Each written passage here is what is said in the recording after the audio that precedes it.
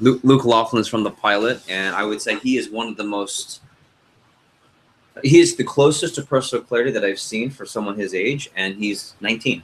I mean, he's got absolute personal clarity. So decisions he makes, you can see, navigate around these personal clarity issues. And so I think this meeting isn't to sell you on anything. These meetings are not. Our calls are not. These calls are meant to bring you clarity.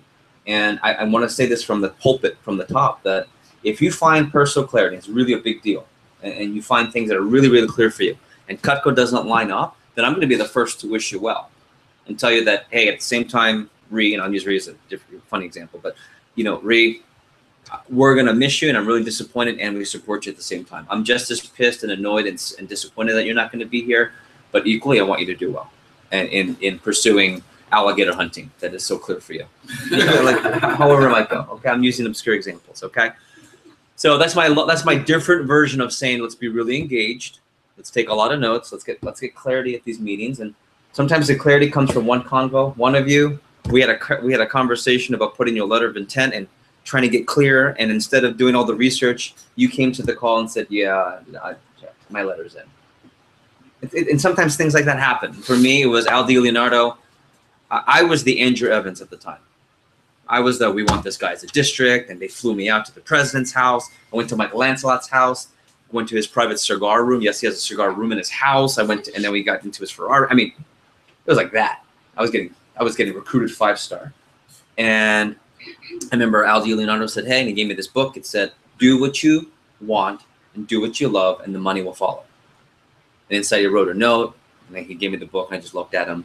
And I remember getting home, I opened up the book, and he wrote this, I don't even have the note anymore, this long and endearing note on the cover that talked about when you know you're good and meant to be somewhere, you're special, your family, if you're not here, we love you, but don't follow the money. I started crying, and an hour later I called and said, I'm going to put my letter in. And I didn't need to read the book. So sometimes you have these weird moments like that. Sometimes it hits you like a feather, sometimes it hits you like a brick, sometimes it hits you like a truck. And hopefully you don't need it to hit you like a truck. Okay, truck is everything's gone, and I realized what I had now that everything's gone. That's like a truck hitting you. So food for thought. Let's start around, quick round, what do you appreciate? And we will start with the three amigos quickly over in Fort Lauderdale. Yeah, let's hear it. Quickly, what's hot, what do you appreciate? We'll go up 15 seconds or less. We'll go Antoine, Maggie, and Double D. What's hot?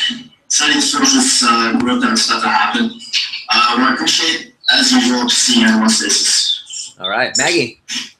What's hot is that I'm passing all my classes still.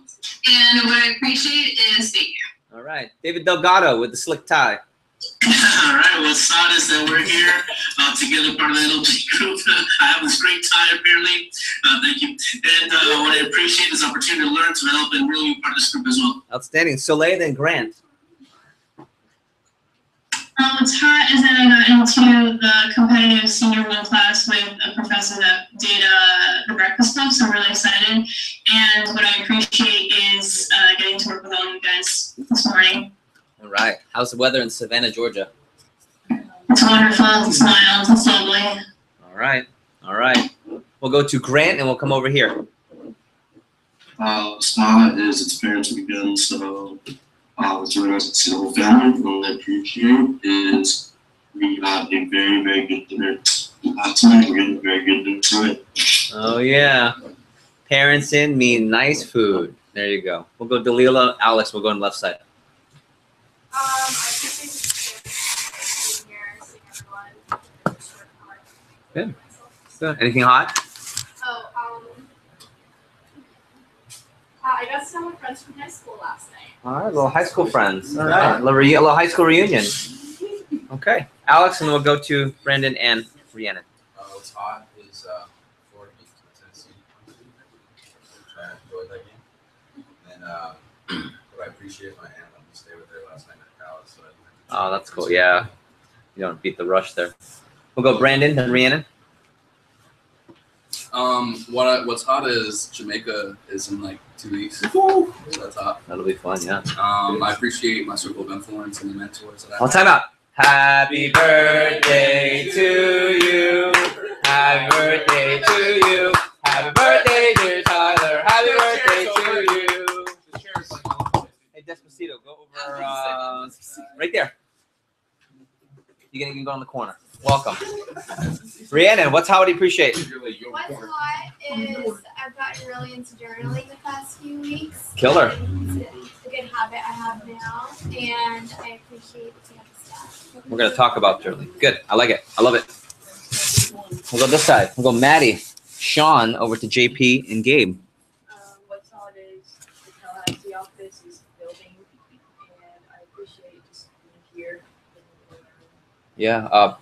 Just a quick shout out to the Gulf side, right? So Tampa, to Tally, and to Clearwater, where last week I was getting calls wondering, hey, what's up with 0 launches or 0 sales report for 2 out of the 3 offices? And we've come back pretty strong to this big, nice launch. Mike launched 9 for 9 with an average of almost 11 appointments, with an average of well over 100 recs. What are they called? PRs?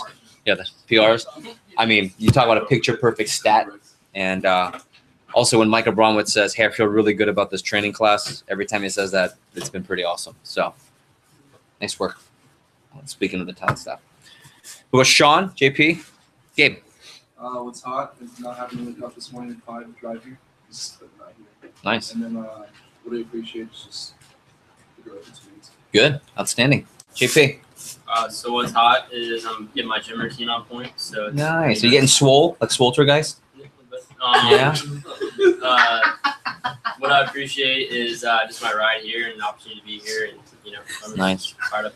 You're a runner Yeah. by trade, right? Yeah. Okay. Well, used to be. Now I'm Yeah. trying to get away from it, but- Trying to put a little muscle on. Yeah. Nice. Watch out for JP. So Torres with the presidential looking outfit. You look very presidential. I like it. You're welcome. What's hot is 58 new pledges we just got for Kyle. Are you serious? Yeah, I swear. Is that the biggest in history? Not in history, but it's one of the biggest we've ever had. It's the biggest on campus right now, right? Second. No, Second biggest. Pike has like 2 more. Yeah, but not as quality. Exactly. Okay, go ahead. And what I appreciate is the ability to catch up with my parents yesterday and have a long conversation with them. Good. That was really good. Good to have you. I'm excited. Tell your folks that hi. All right, we're gonna go this way to. We'll go right to left here. Alright, I'm right. Alright, what's hot? It's a pretty nice Saturday in Gville, even though it's Gville. And That's then fair. what I appreciate is that it's a nice time, and I'm glad at least to be surrounded by people that I know impact my life in a better way. There you go. Positive. Good. Kier. What is hot? We had a really fun time driving here to Gaines Vegas together, and what I appreciate is honestly being able to be with a friend, even though it's like missing the game, whatever. It's gonna impact our future, like Eddie said, and I'm up for learning. I feel like Sunday through Thursday, you guys will catch up. That's what confident actually. Would put money on that. Sunday through Friday. Yeah, I think Sunday through next Saturday, you guys will catch Yeah. up just fine. So, welcome, Luke. Wrap us up.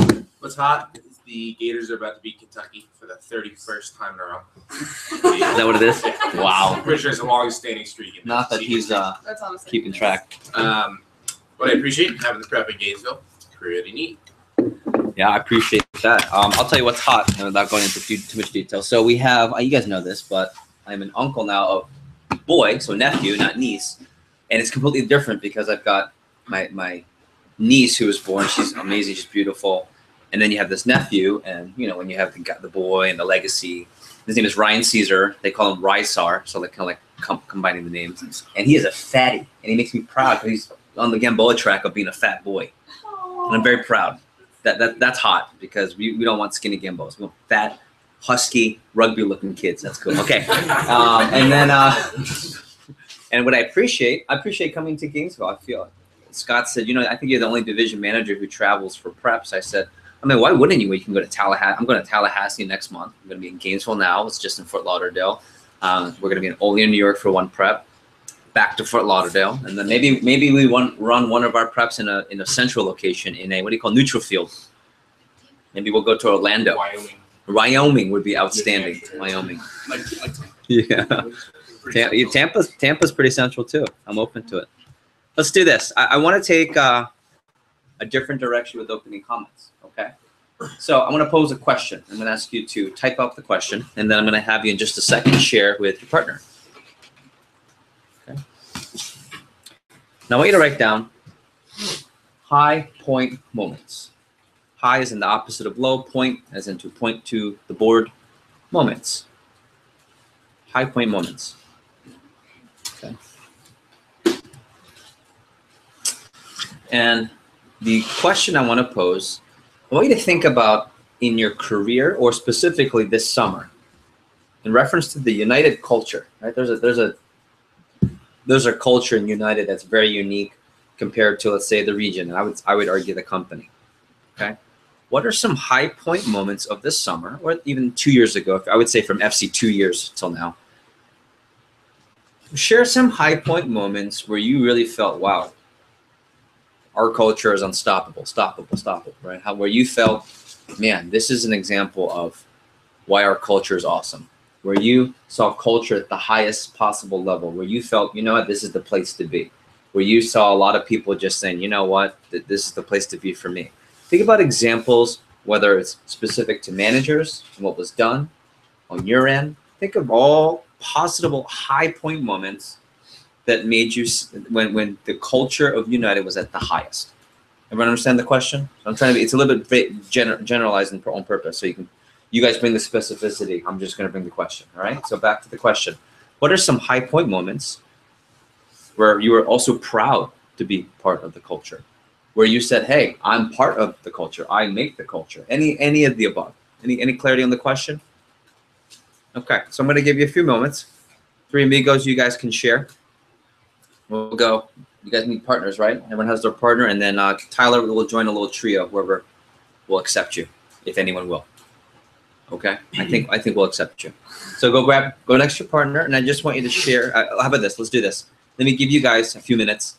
Why don't you write down and share some write down some high point moments for yourself, real quick.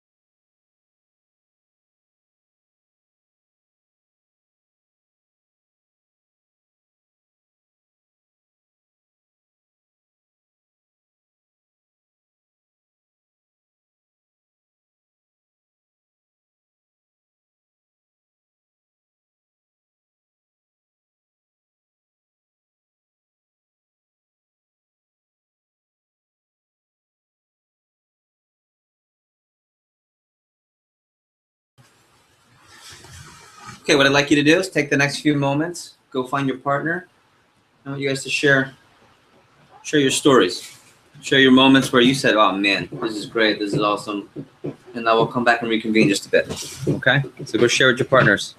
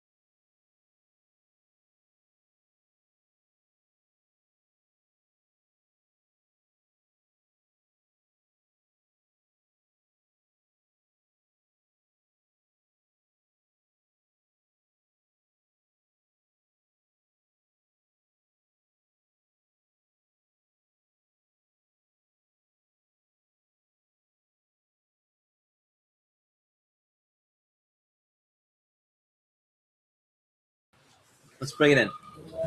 Oh, last night. Let's bring it in.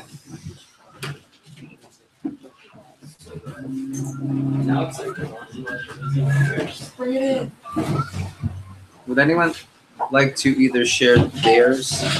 Who would like to share their partner's story? A cool story that they heard. Who can share something cool that they heard? Rhiannon, what's something cool you heard? Leila talked about one of her top reps this summer, Amanda, and she had a conversation with her where she was just talking about how grateful she is to be here, what it's done for her, and some things. It's a cool conversation, right? And you were the observer, right? Mhm. What was Delila's role in that? She wanted that opportunity for Leila. Wasn't a branch manager. Yeah, just being there, open up shop, right? Mhm. Good, thanks for sharing. Brandon, something cool you heard. Luke was talking about how like one of your top reps like over the summer was at like 20K and was like on pace for like a scholarship, and just texted them and they're like kind of like confused because they were just doing the job. I feel like just the standards and expectations that were set. Yeah, I mean, I was like, I don't understand why everyone's so hyped. Isn't this what we were supposed to do, right? What was Luke's role in that? I'm just being the PSM and help running the show. Yeah, how was Luke responsible for that response? Or how would you guess Luke is responsible if you had to guess? Just setting like the expectation off of that. Like this is what we do and how we do it, and Yeah. It takes work, right? Yeah. That doesn't just happen. Thanks for sharing. Anyone else here? Cool story, cool high point moment. Here. James Flores said the night where their WhatsApp culture when they hit their 100K for the week. I think for us that was even so awesome to hear and to see, and their role in that was honestly just like gauging the team and driving the business and helping them realize that it's possible. They made it happen. Yeah. It's on my birthday too. Thanks for sharing. Oh wow, that's cool. What a high point. That's a high point moment plus. What over here, Eddie? It was Sean, just working hard and doing well, and basically getting lunch and pretty much doing anything with Jeff. So it's nice. Say the last part again. The first part. Basically just working hard and doing your job to the best that you can, and then earning ideally the lunches and such. Basically doing anything with Jeff. Okay. It And was awesome. what was whoever your partner's role in that was? Well, having the lunch with you because I connected with it as well because it's a high point knowing that like you've been busting your butt over the summer. And Yeah, to meet the higher up, if Yeah. you will. Cool. It's true. Thanks for sharing. Any other high point moments you heard? Some things you heard? Go ahead. Yeah, so Kirsten was mentioning just how we were always competing between Fort Lauderdale and Metro Miami within the WhatsApp culture and how we all part of our circle of influence group chat. Yeah. And just it's kind of fun to see, picking each other's brains, get each other's kind of ideas and stuff, and just compete overall. Really fun. Good. Kirsten mentioned that. And how were both the Fort Lauderdale and the Metro Miami staff responsible for that? It was constant communication, just in general, leading the team. I feel like we all did a good job as leaders this summer, and it was kind of fun to see, us work together to expand the business. Yeah, it's almost we want to beat each other, but at the end of the day, so we want to help each other, but they don't know that, but then they finally know that, and they really know that, and now we're all together, and it's kind of. So I really call it post bus moments. I call it post SC2 bus moments. Yeah. Any other? How about from virtual land over there, David? What's something cool you heard over there? Unmute. Here we go. Go ahead. Just SC2 culture, the Alliance culture over the summer was just very impactful. Everyone was excited to make a statement. Everyone was excited to make sales. Everyone was excited to share. Really promoting that culture of everyone performing. Yeah. And how are we all responsible for that? By guiding the culture in the right way, setting the right expectations, and not allowing people to bring it down if they had a less than par report. Yeah. Okay. So you heard some really cool stories. Let's go here. So you heard a lot of examples of high point moments regarding our culture. So what are some strengths that we want to make sure that we don't give up on that? What are some things you heard, common themes or things that we were responsible for, things that we did to make that happen? What are some, even from the limited, and I'm doing a short version of what I'm showing you, but there's some high point moments. There's some strengths in those high point moments. Kind of like what Danny said, especially Luke, just standards and expectations. If you can stick to it, they'll stick to it. And holding it. Yeah. Keeping it there. Okay, Kier. For me, public communication, it's a lot more important than I thought it was going into the summer. I remember one of our SC2 alliances, we did kind of where we wrote our limiting belief on a board and then we like hit it.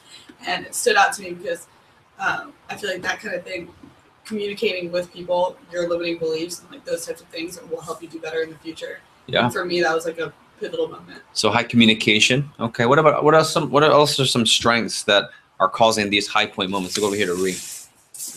Leveraging you, and that helped drive attendance to conferences and events. It helped with retention. It helped with setting expectations and push performance, trying to get on your radar. I think you did a really good job of get on Jess Radar, stay on Jess Radar, Right. let's all get it higher. Yeah, because also it's now not just coming from you. Mm-hmm. And if anything, you're not now, it's really weird.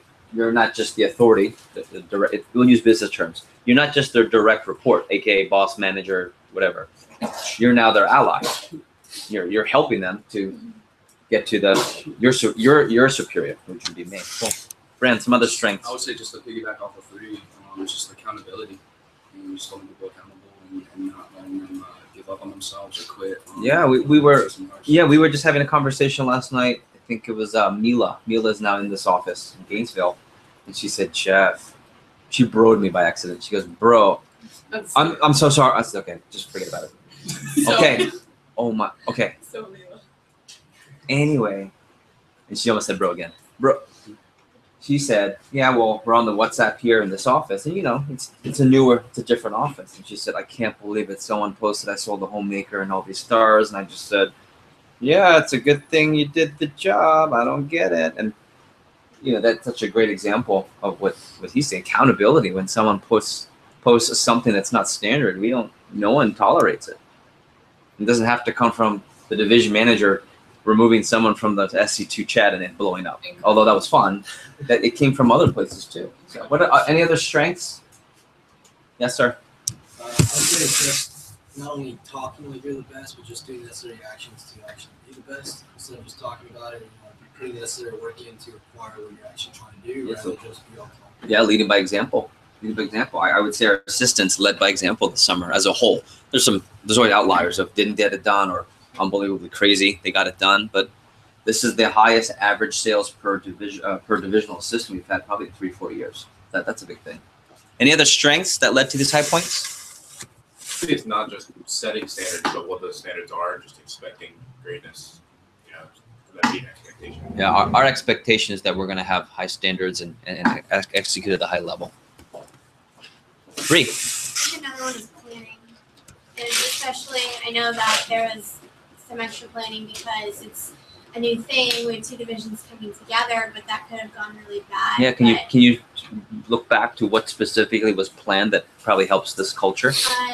We had those extra meetings where I think everything was laid out very clear of not just expectations for the reps, but expectations for us and what needs to happen between certain periods of time, Yeah. how to prep for pushes and for certain weeks. And there was a lot of individual and divisional planning that went into all of that. Yep, and from events to the 8-player gathering to we're going to promote assistant managers at SC1 to there's going to be a division meeting to get people excited.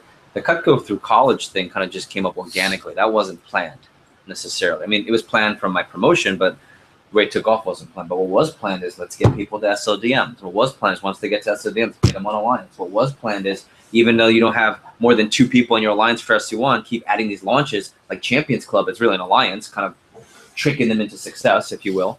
And that blew up in the pilot. Luke and I went through some analysis of our summer, and I think we had 2 official members on our alliance for SC1. Yet when it was all said and done, there was 20 people in our office every morning, and we were the #1 new business office in the country that week because of something that was planned like that. Read one more. Go ahead. I think another one was we were so quick to share the best practices with everyone in the division instead of just keeping it to ourselves when we did one, and then we were quick to adapt to them. Okay, so those are two strengths there, right? Sharing at a high level, those practices, and adaptation. And I would say those that didn't adapt quickly on my debrief were the ones that didn't get the big bang for your buck. And I think I would put a strength in my job amidst that. When a best practice happens and results are flying from that, what's my job in that? What's my role in that? From the moment it's a best practice to everyone's going to adapt to it. I'm in between. What's my job is to decide and decipher what. This is Not to go too quickly, not to go too yeah, ready to decide. I'll use a super business term. This is yesterday. Correlation or causation, right? Correlation or causation, right? What was we had an office that said, oh, we didn't have a Sunday phone jam this Sunday, but we just shipped a big new business week. So let's just cancel all Sunday phone jams. That's a true story, by the way, in one of our offices. That's correlation. It just happened to be. That's not causation. So my job is to say, all right, I know Mike Abramowitz ran virtual interviews with 7 iPhones in a group interview, but all virtual. That seems cool. So should the whole division start setting people up for that? No. So if you notice, I didn't purposely make a big deal. I was like, hey, cool, great job making it finding a way. But I wasn't saying, hey, everyone, do it on iPhones. And we should buy on Amazon stands, like when those people are social media video people and you can line up multiple phones. We should buy those, and that's our new interview. It's too fast, right? So let's stop there for a second. What are you guys taking from this exercise and just these questions, from the high point moments and the strengths that cause these high point moments? What are you taking from this so far? Here. The importance of analyzing what made things initially get to high points in the business, and then replicating that so that you have that. Yeah. So being intentional and not saying, oh, we'll just kind of create the culture. And also not forgetting about it. Yeah, it's also very ambiguous when you just create the culture. Versus I can tell you, Mike Abramowitz says, no, on this day we do this. This is the text I sent on this day, and then when I follow up, this is how I get them to Jeff on this day. That's a system. So that's one great point, Eddie. Kind of like in the morning when you have your morning routine and you journal and you reflect on yourself and how you can improve. Kind of like our divisional way of reflecting, so we know what we did and how we can improve and play to our strengths. Yeah. As a division. Good. I agree. What else are you guys taking from this? Piggyback off of that, you already knew all this stuff. You already know what our strengths and high point moments of the culture are, but asking us, that makes us kind of have to think about it deeper, but that is a leadership tool that helps develop us into better managers. Yeah, I mean, you're going deep into the exercise, but yeah, right? I mean, not to talk about the Bible, but fishing and teaching fishing and all that. Yeah, for sure. What's the quote? What's the verse? You guys know it? Come on, give a man a fish. Teach man a fish. Right. So how is it gonna solidify for you when someone's saying it to you, or you come on your own? I mean, you know the answer. Right. Cool. Yes, it has in the future. Right. Okay. Any other takeaways from this exercise? How about takeaways as it pertains to how we operate, and how about that? Let me phrase a different question. Is it fair to say that we should have some confidence in our strengths? Is it fair to say that our strengths are not ambiguous, but pretty accurate, like pretty specific about what our strengths are? And is it safe to say that those strengths yield some pretty awesome high point moments? Right. So what's the lesson in this exercise? Focus on your strengths. Mm-hmm. Yeah. There's a lot of shit that's hard and we suck at. That's my one for the campaign. I haven't done one. I didn't want to do the first one, so that's my one for here, and I get one more sometime. But it is really tough business, right? And I think I'm also going this direction because if you did follow and read this, how does that pertain to this book? Put yourself in some kind of situation. So that what? To build on your strength, because it's really tough. You're not going to change. Okay, I'll take the division manager. You got Trey Harris, you got Brian Hurlman, you got Trey Ketchum, Ben Jackson, Larry Manley, and Jeff Gimball. You're not going to change 6 really strong personalities. Like for me to get Trey Harris to speak like I do, that didn't happen. To get Hurlman to operate like Ben Jackson, that didn't happen. They all have their individual strengths. So as a leader, I would say Scott would be really smart. He is a smart guy. Smart business person. He's a smart business person, and when I'm done with him, right? I would adapt to the strengths. I really would. And so what I just took you through is a very condensed, probably shoddy version, I want to share this with you. Of what's called appreciative inquiry. And I want you can write this down. AI, as they call it for short. Appreciative inquiry. Gotta abbreviate it, man. Yeah, I got to abbreviate it. Mandatory.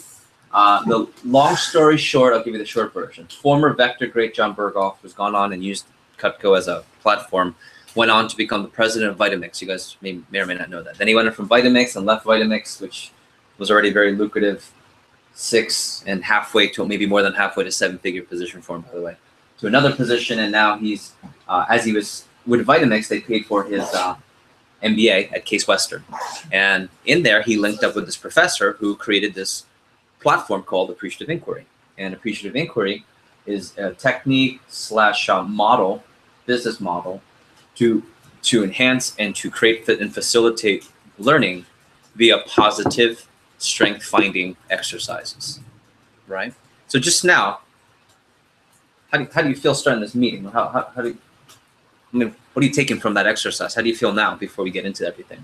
Kind of a version of what do you appreciate? It is. Yeah. It definitely is. That's what I told Al when we went through it. It kind of already gives a sense of positivity and excitement. Yeah. What else happens? Confidence. But from a facilitating standpoint, what are you noticing? What's different about this versus, let's say, traditional opening comments? Everyone's interacting. Yeah. So what happens there? Energy building. More energy. More what else? More focus. More engagement. Cool. So we're gonna start this. I'm kind of experimenting for fun, but you'll still have the true TLA, Florida United, themes that'll be repeated down people's throats until they can say it themselves. Like, what are the 2 objectives of branch? Experience and profit potential.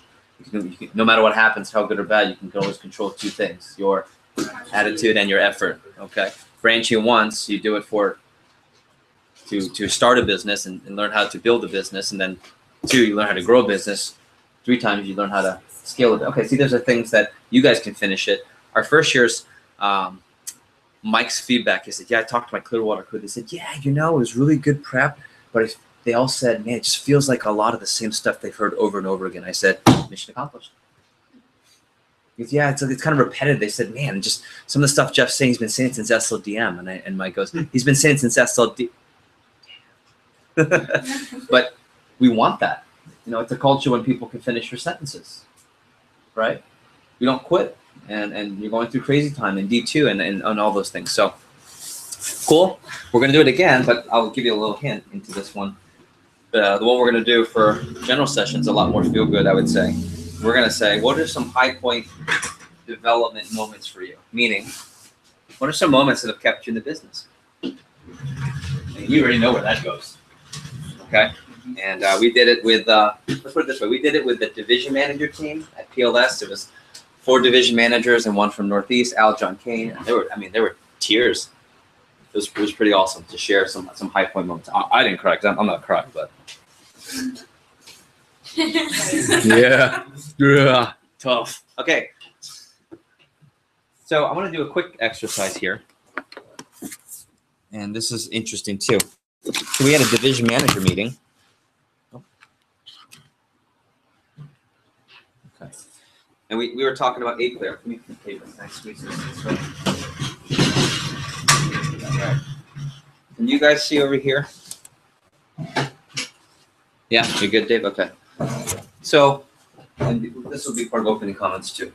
So we talked about, we were actually talking about PSMs. We had Scott, Dan Miller, sorry, our 6 division managers, technically 4 division managers, 1 DVC, and then Brian, who's the rookie. We called him the pledge. He's not really a division manager. We made Trey and Herman do stuff. It was pretty awesome. Okay, like pledging kind of stuff for adults and a little childish kind of, but not really. We'll see. So we were talking about the PSM. I'm gonna buy Joe some new markers. Say thank you. And then the conversation was, all right, well, everyone's going to go through the roster and say who their PSM is going to be for sure, who they're targeting, or who the options are. And as a division manager team, we were going to go around and evaluate, because our strength, and as we went through our positive inquiry at the DVM meeting, is that the pilot strength was the strength of the region this summer. like pilot power. There was pilot power. Every pilot had a pretty, every -1, I think, had a really, really, really strong new business led by Raleigh and the pilot in Fort Lauderdale. So we just started going around, okay?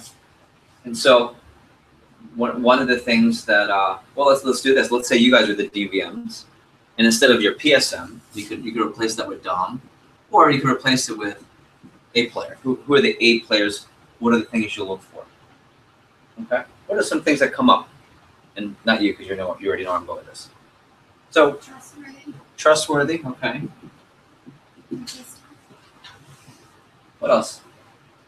What are some other attributes? Oh, already. How about you have to pick my PSN? Absolute.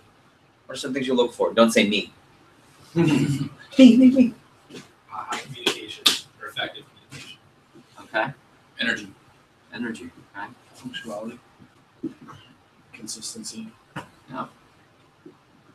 What else do you think about when you think about a really highly effective? When you think of Luke, when you think of any of the PSNs? Good habits. Good habits. Habits. Adaptable. Adaptable. Okay. Attitude. Buttoned up. So I'll say yeah, button up. Have a good attitude. Right.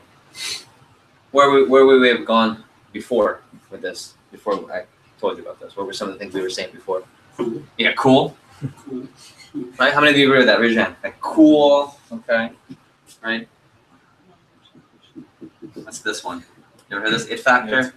It has that it. You guys know what I'm talking about? The it factor. Okay. What else? You think about the person you would want running the pilot after Luke. Sorry. Charisma. Yeah, charisma. About their work ethic. Okay, work ethic. What else? Capable of producing results. Yeah, we get results. Culture driver. Culture driver. Knows Yeah. culture. A leader. CPO. Okay. And we did a quick roll down. You know, roll down, right? Where you pick the biggest ones. What would you share some of the? Let's just do like 5 or 6 of you. What we say your top 3? If you weren't looking for, what would be the ideal? Right? We got trustworthy, high communication, energy, punctual. Sorry, attitude, it factor, charisma, cool, buttoned up, results, culture, driver. I can't remember handwriting. CPO. Should have been doctor, leader. Damn, Cool. Jeff. Cool. Yeah, really. Burton, like the snowboards, or button up. Adaptable, habits, work, consistency. Sean, top 3. Trust. Left. Consistent work ethic. Mm-hmm. Top right. And then results.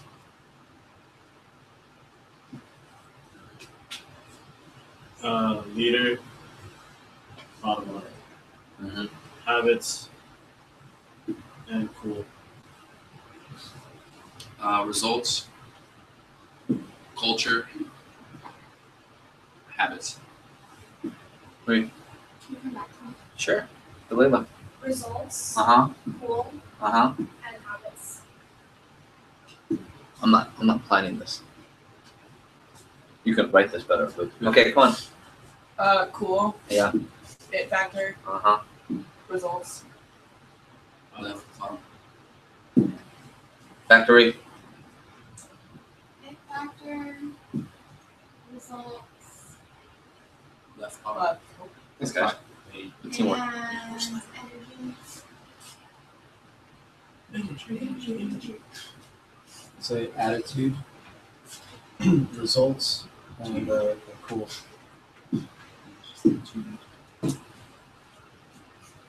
GP.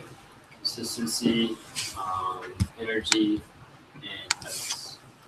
Consistency, energy, and habits. You, sorry. Yeah. Alex. Leader. Uh-huh. Consistent. Uh-huh. Cool. Cool. Is it cool and it factor like the same thing? Yeah. Sort of. Okay. So I'm going to stop there. And it's really interesting, and I think this has nothing to do with our division, our region. I think this is a Cutco, and I mean, I'm being recorded, so I want to be careful. As John Oberg, my business coach, was in that meeting, said, this is a big flaw of Vector. Okay? And he said, you guys need metrics, right? So he said, have you seen the movie Moneyball?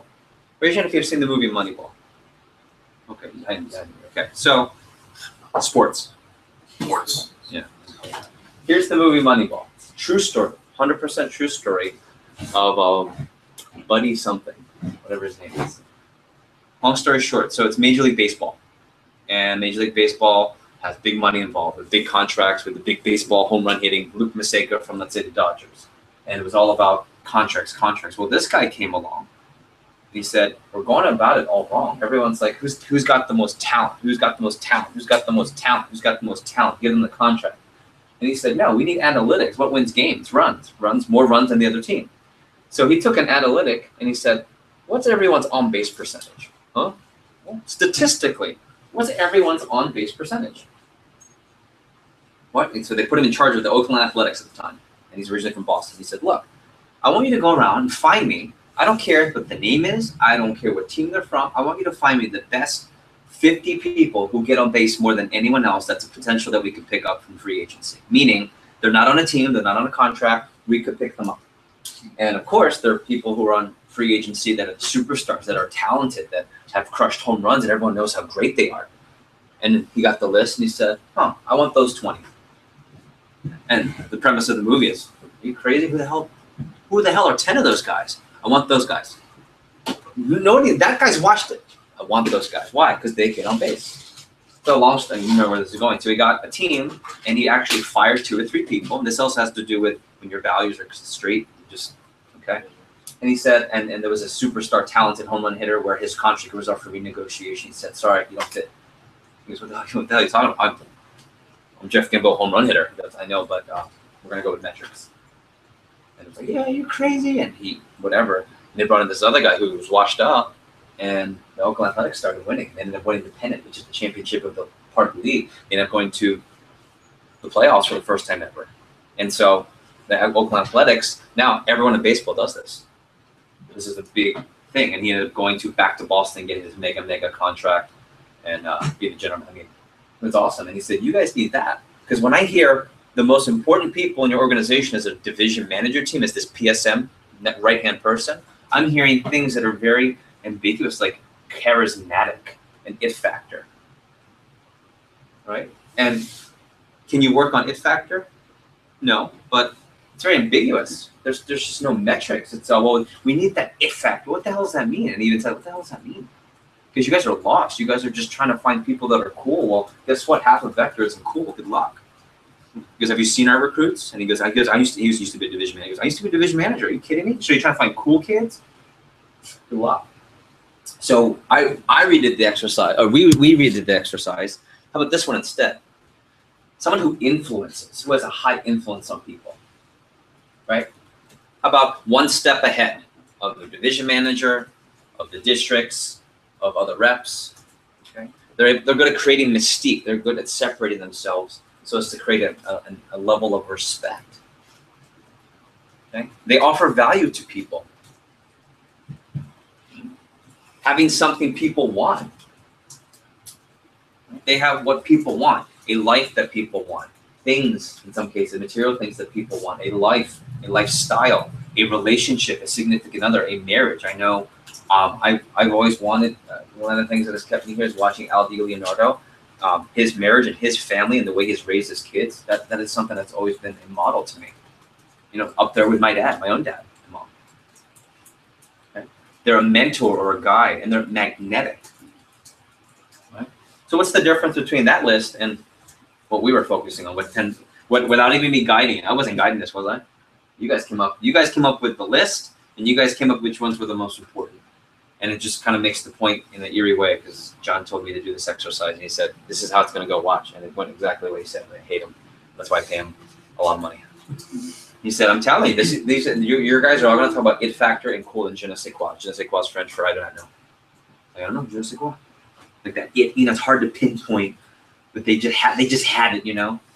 Well, guess what? If we have a hard time as division managers recruiting and developing and targeting people who just have it, how do you guys get that done? You don't. At least not if we're being honest. Because if we're not really getting it done, less and less experience isn't getting it done. Light bulbs from this. Let's do light bulbs. What are you taking from this?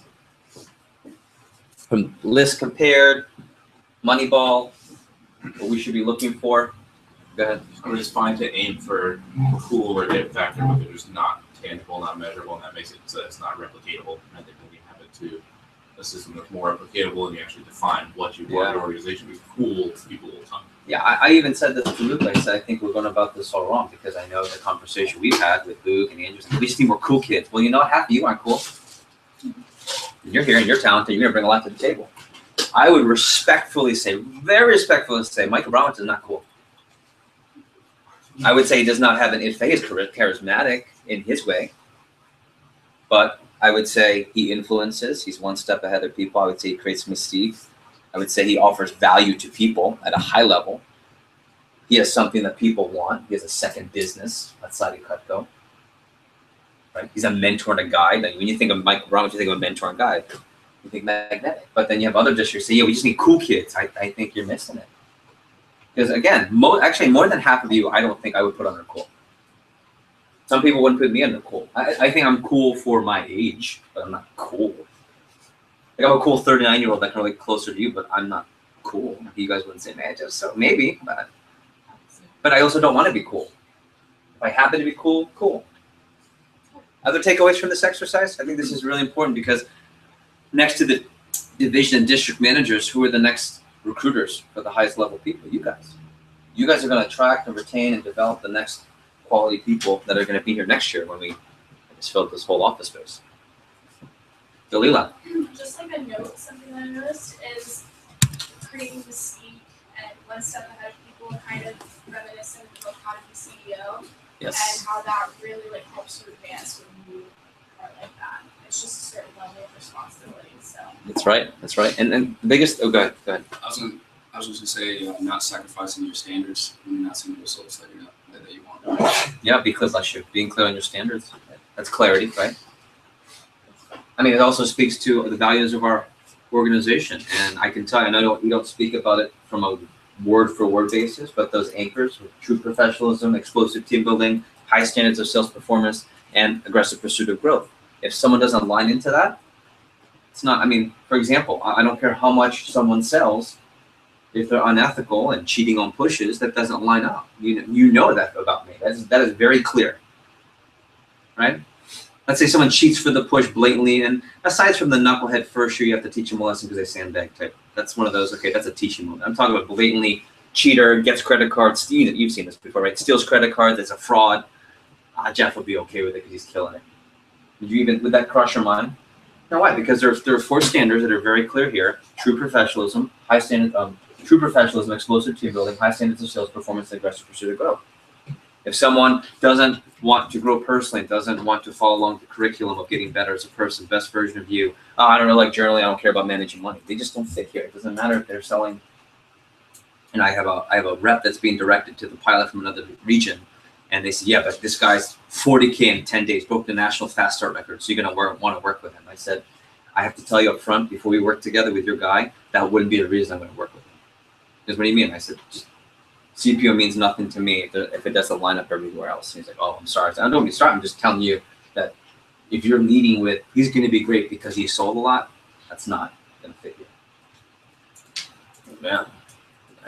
That was mad. I'm not mad. I'm just telling you how it is here. So, other takeaways? Cool. So we're gonna go through here real quick. So before we go to break, okay, we're talking about scaling the business. Everyone here is either in a position to be running your first, second, or third branch, for sure, right? Some of you have been an assistant, so you're gonna have to build from scratch.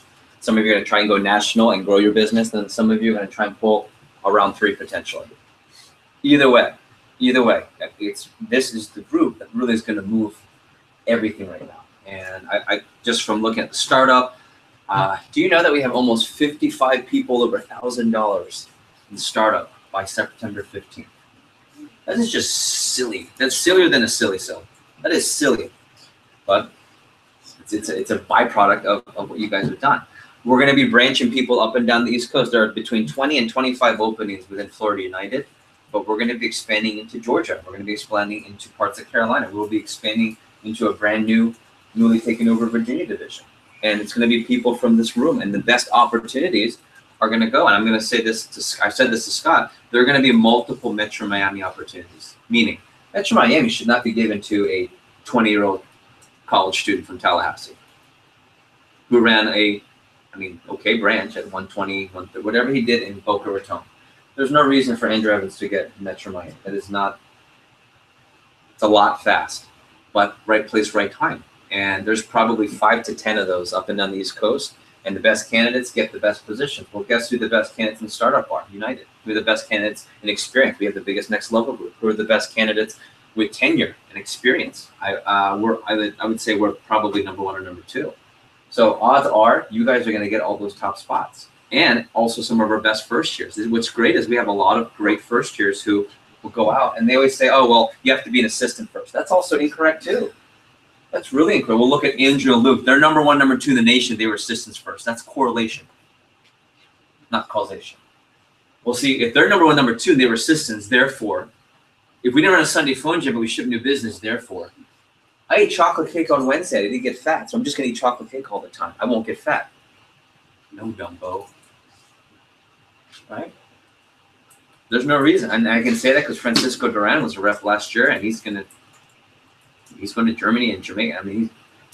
There's no direct correlation that you have to be an assistant in the summer to be a great branch manager. So just food for thought. We're going to be putting people abroad. We're going to have district managers from this. I've had some really cool conversations about potential district managers.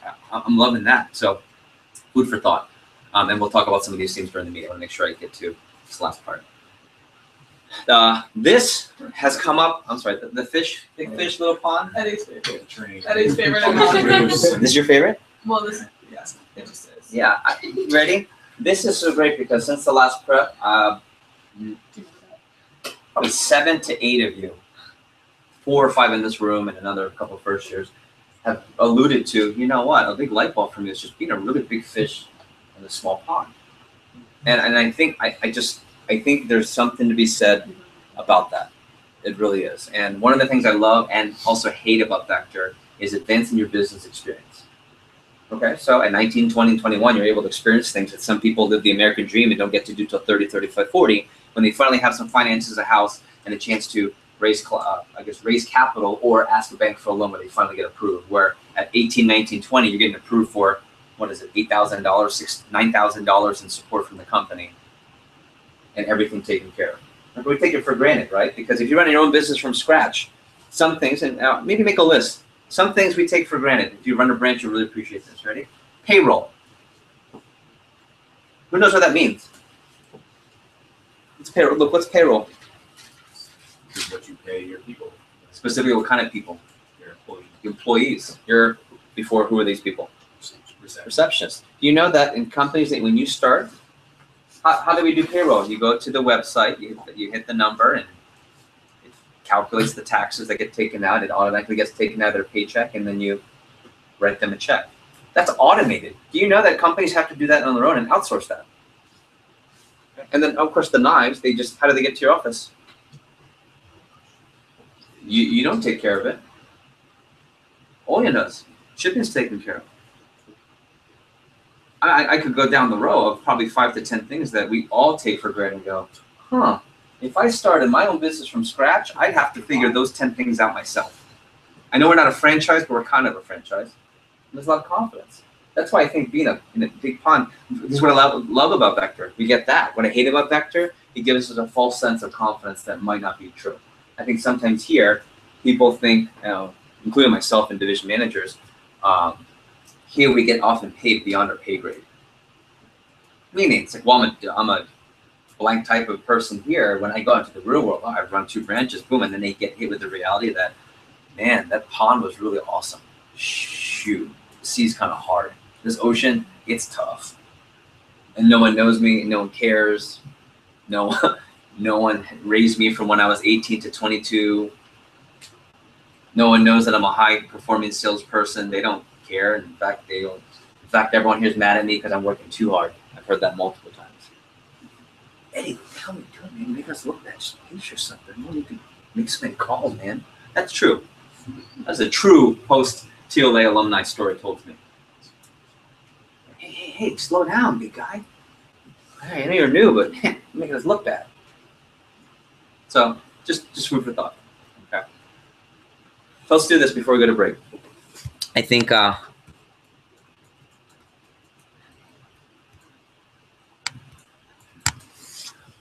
part of what we're going to do with Next Level and how we're going to clarify our training is we're going to use these sessions for about 50% program-driven training, and then the other 50% is developing personally. Anchor number 4, if you will. Okay. And we've talked about this before on the 5 most important programs. Ms. Marie, if you would, maybe a picture, and I know we've done this every meeting, but we'll do it every meeting. Picture, and then post on Next Level. These are the 5 most important programs that, and again, it'll change, it'll evolve, that really drive the business. And then when I'm done, the next slide, I'm gonna narrow it down to really what's important. Focusing on our strengths, right?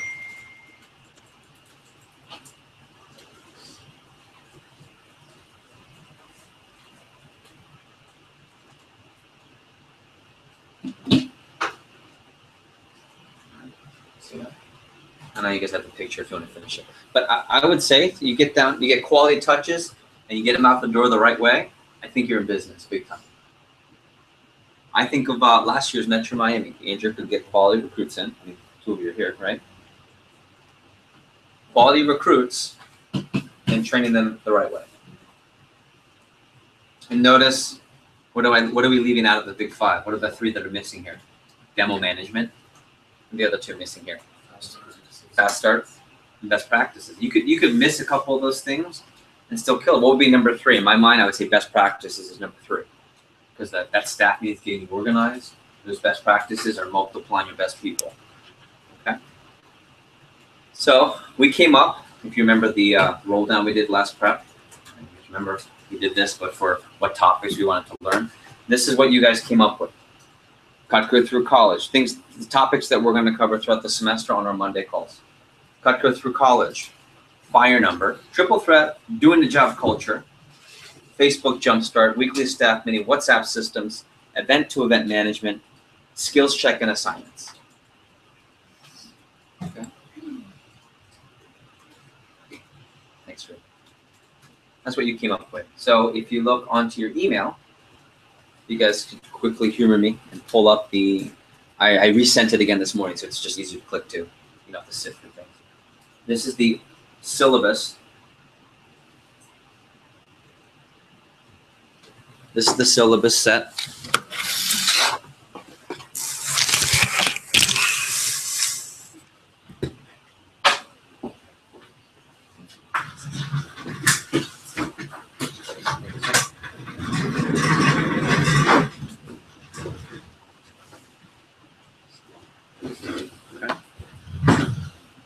So if you take a look, one of the most important things to do is to put in your calendar when these calls are happening, when they're not. Okay, so for the whole semester, we have 9 calls. We have 9 topics. So our next call will be this coming Monday. And then the call after that won't be until middle of October, after our Tallahassee prep. Okay, and so I did my best to strategically put down what I thought was going to be the best order. Okay. So assignment number 1 from this prep. Let me clarify. These calls on Mondays are not Jeff teaching and just lecturing, although there'll be a bit of that. This will be collectively high point moment, if you will. What are some high point moments and some examples of Cutco through college? What are the strengths? And then I'm going to give you kind of the system at the end. So we'll AI all these topics for the most part. But raise your hand if, for the most part, you have an understanding and know the general gist of all these topics, right? But maybe not how to get it going, or how to start it, or how to keep, or how to maintain it. If I were to say, Ree, what does event-to-event management mean? She would give at least a 7 or 8 out of 10 answer. Now, could she make sure that her office systematically has it done? Maybe, maybe not. That's what we're going to talk about. how to sustain programs with these. Okay. If I were to say getting in shape, well, yeah, you eat well and you exercise. What we're going to do on these calls is no, here's what you eat, when you eat, how much you eat, and here's what you exercise, when you exercise, how you exercise. But I want you guys to bring some stuff to the table. So you can actually, if you want to put your little assignment list, and we'll review at the end. Assignment number 1 from now until Monday is just to put some brief thoughts into how we create intentionally, not by accident, how we create Cutco through college culture. And give me the Moneyball metrics answers, not, oh, well, when we just sell a lot, people, that's vague. I want Moneyball metric answers on Cutco through college culture. What are some tangible, systematic processes? You guys could probably start that already, but that'll be for the next call Monday. Any questions? Okay, last thing, and we'll take a stretch.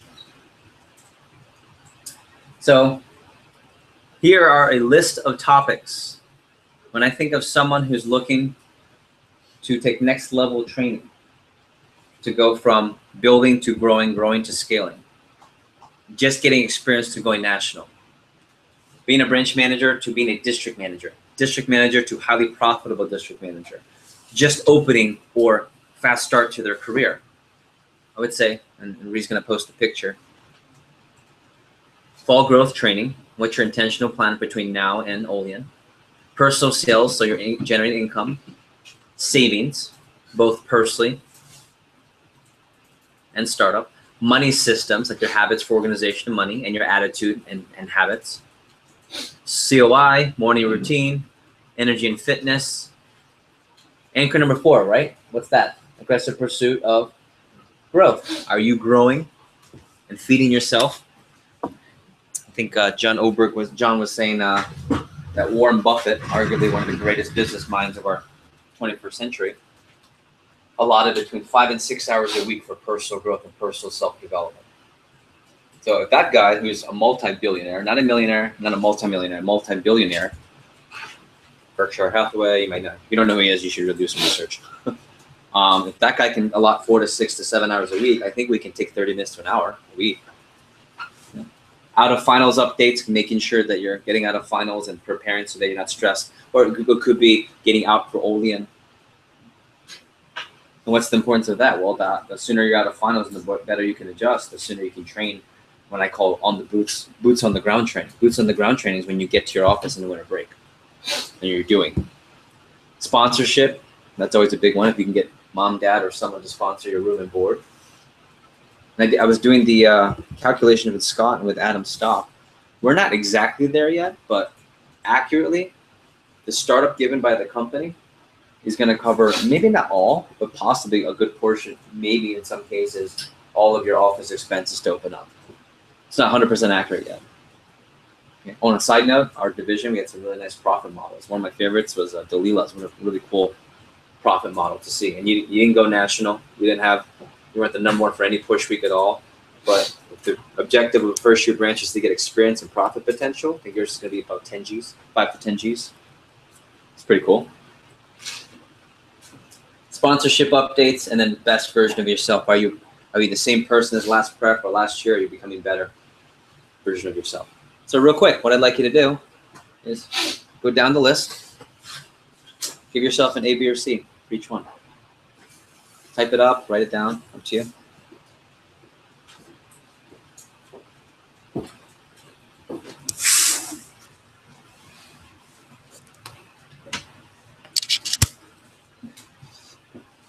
A, B, or C.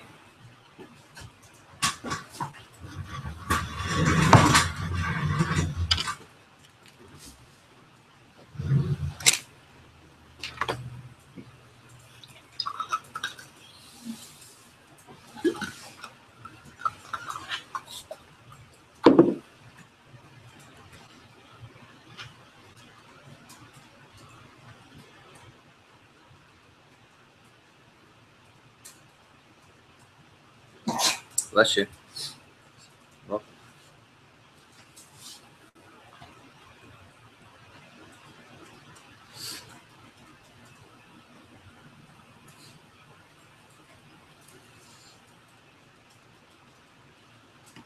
A, B, or C, and then give yourself an overall grade.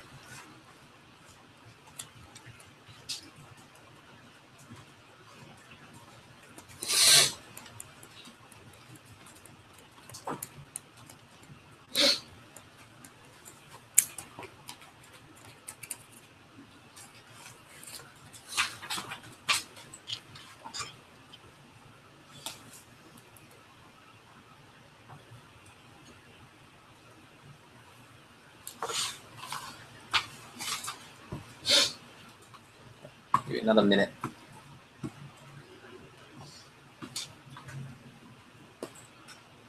A, B, or C, and then overall grade. And if you're done that, circle the big three. What are the big three that between now and next prep you're going to move?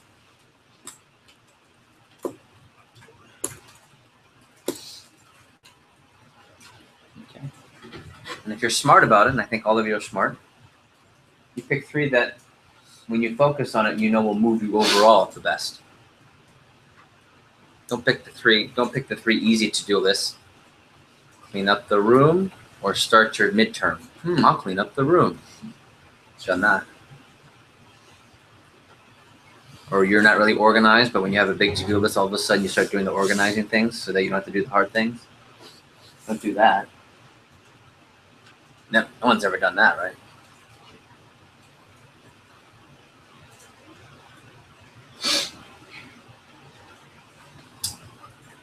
So when you evaluate yourself, any takeaways from doing this?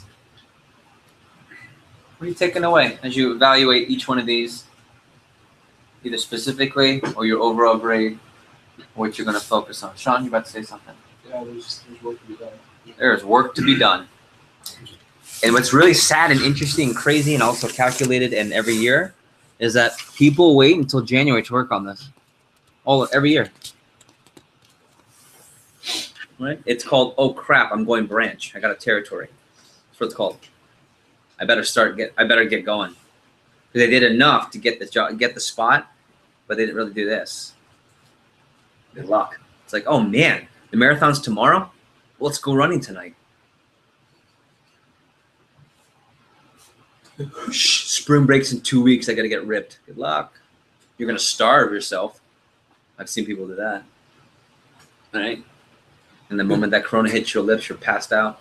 You have no body fat. I mean, yeah, that's great. Incredibly true. Other takeaways from this? We're going to roll.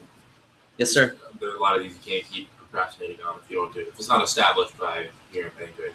Yeah, we just talked about that. Yeah, I was telling Luke yesterday, can you be the best possible, most outstanding, magnetic, powerful, energy-driven, on-point, routine-driven, habit-driven PSM that you've ever been, and then some by January 26th, whenever that is. Because whoever and whatever you are then, that's who we are for the summer.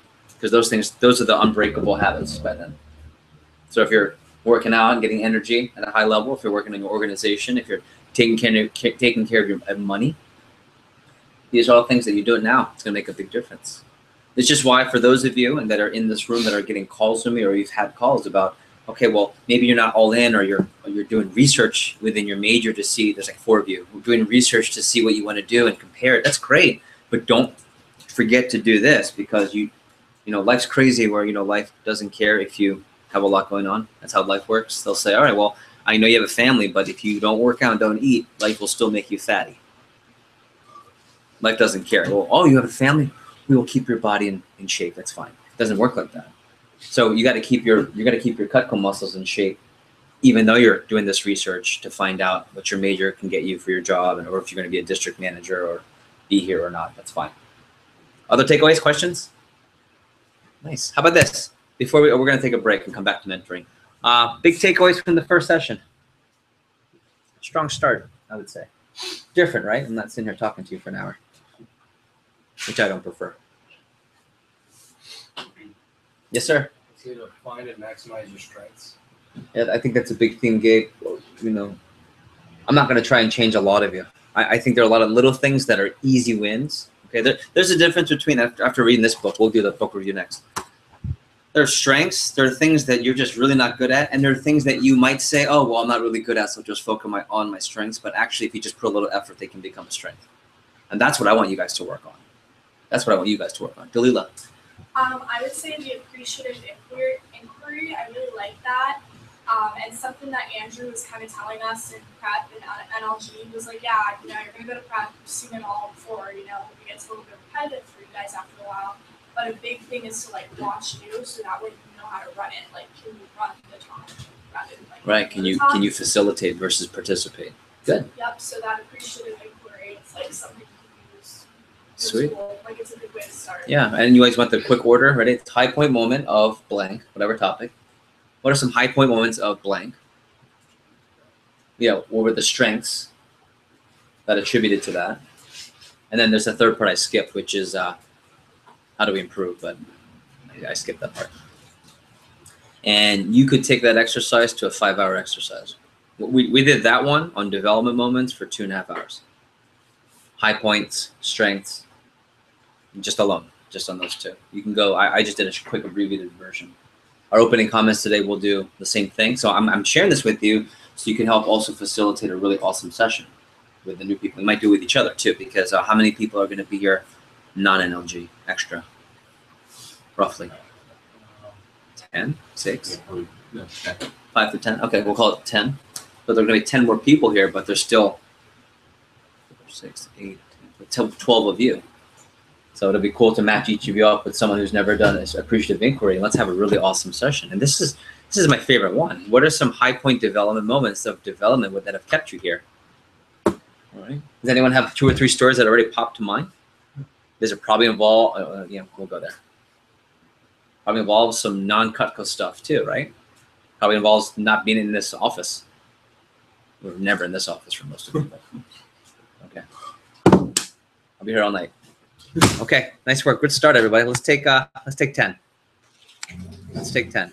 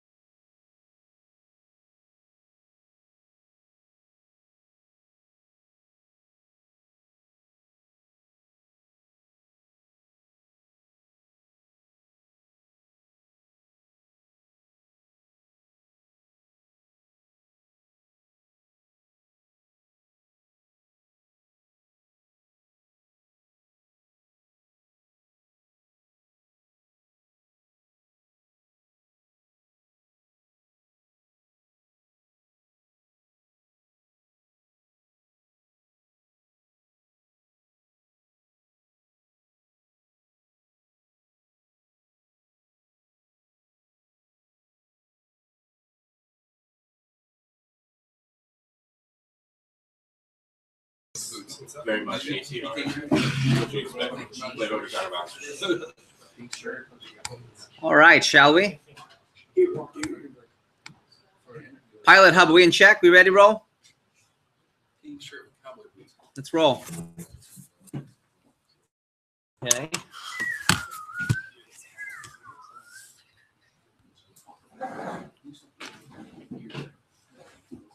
Okay. So let's do this. For mentoring, here's what we're gonna do. I'm gonna appoint mentors because I'm not gonna have everyone. They made pop. Did you make popcorn? Did you make our popcorn? David, that's not popcorn. It's 10 o'clock, Dave. You couldn't hold off. Is he drinking LaCroix? Oh, I can't. And have a cool one. Is that Sprite? La Croix? No, it's not. That's not the same. Pepsi? It looks like No, it looks like a Bud Light. It looks like a Bud Light. It looks like a Bud definitely Light. had that for a while. Dave just throwing down one. I thought you were. It looked like you were pulling from the Carefree Day. All right. David. So let's do this. I want to take a turn here towards. I want to talk about office schedule for a second. So there's level one of an office schedule. It's okay. This is what my manager told me, and I do it. Who's been there? Okay. And then you do it. You don't know what the hell's going on, and then you feel like you've worked a lot, and you've worked a 12-hour day. You've been in your office for 12 hours, and you have a whopping one sign on the day, and you've sold $500. To add onto your massive already $1,100 report for the week. Like I've been there too. So I think one of my favorite exercises is to go through a weekly schedule. Here, let me see if I can. You know, it's probably just better. This better? Yeah. So humor me, and let's walk through an effective office schedule. And let's say you're doing this for your staff. This is really for you, but if you're doing this for your staff, let's say it's next summer already. It's already April 15th. It's tax day. You've already paid your taxes. We just went to summer kickoff with a monster squad up and down the East Coast representing United Team. And now we're at your first planning session with your staff, and really for yourself. How would you start, and how would you recommend we start putting the schedule together? Like if you had to do this from scratch, if I weren't here to facilitate. So, what would you do before you write anything down? What order would you go in? What would you write down? What would you brainstorm first? Go ahead, Tyler. Probably like the rock. Okay, good, exactly. So we'll put an A, B, and C. You guys know I'm going to A, B, and C. That's important. Okay. I think this is the same thing you do with your normal power hour, if you will. So what goes under A? What goes under B? What goes under C? What are the elements of an office schedule? Phone jam. Well, let's put them here. Phone jam. Interviews, but there's different kinds, right? Group. 101.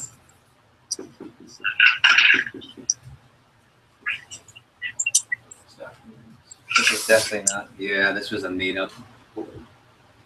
I can tell David Delgado that this is a made from Walmart. What do you call it? From Home Depot board. By the way it writes. I know these things. Phone jams. What else? What else makes this? Say it again. Training. Yeah, the seminar. Manager set. Fire number. Calls. What else? Happy bad. Uh-huh. Were you in a branch? What's something we're missing? You in a branch? What's something that's missing? Yeah. Fire number. Yeah, we have. I'm sorry. We're writing all of them in any category. Team meeting. Is this for like just like a normal week? We're not putting in like a Yeah, no push. Yeah, I would Champions Club, right? So I'll put Amjam. Would staff meeting go into that? Okay. Yeah. Confirmation calls. David Delgado, another 2-day training. Go ahead. Confirmation calls. Advanced training.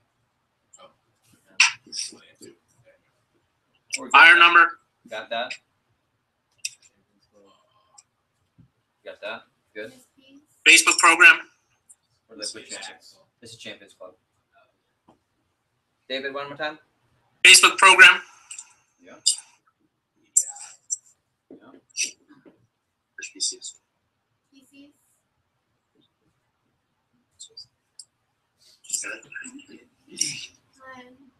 Division calls. Yeah, I'll put that on that. You're right. I'll put that under calls, whether it's BM or DM or one-on-one. Yeah, I would mix that, Billy. I agree. I would mix that in with AM jams. That's Alliance / Champions Club. It's not, but it should be. That one may or may not. All right. If planning is so important, yet we never put planning into the weekly schedule. So let's stay on that tip. What's so important that we're already starting to work on now? What should be in the schedule? Hour. Yeah, we just said that, Dave. Thanks. You're late. Stop drinking. It's the morning. I gotta. The first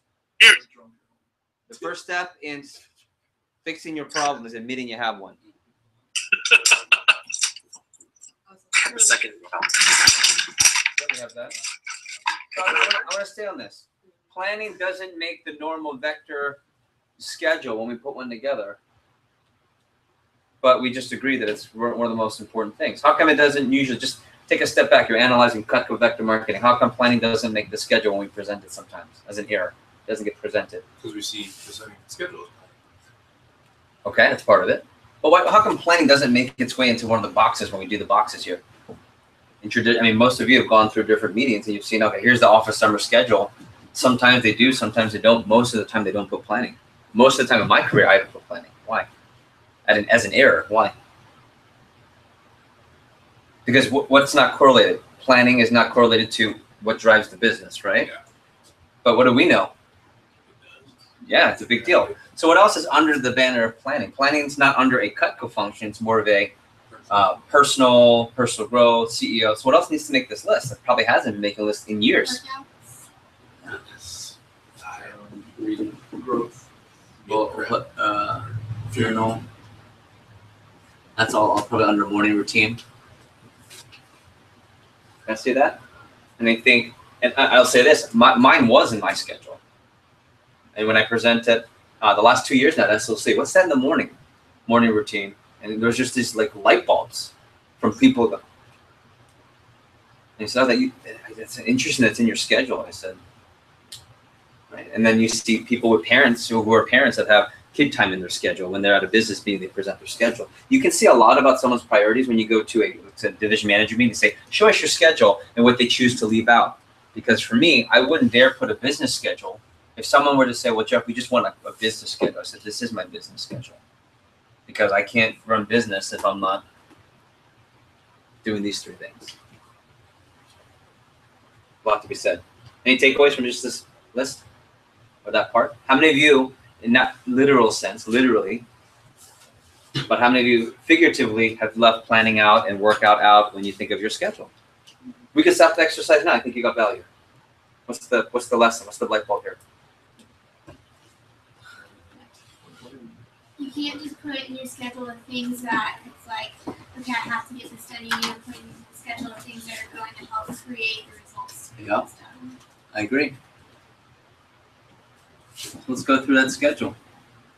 Not like leaving holes in your schedule, in other words. Yeah, I agree. Now, you could argue on what we're about to do, you should start with this first, but let's put the easy ones. Right, let's go backwards. Let's go backwards from launching people. So what goes first when you launch people? Going backward. What's the end result? Launching. So what's right before launch? Training. So we'll put it. And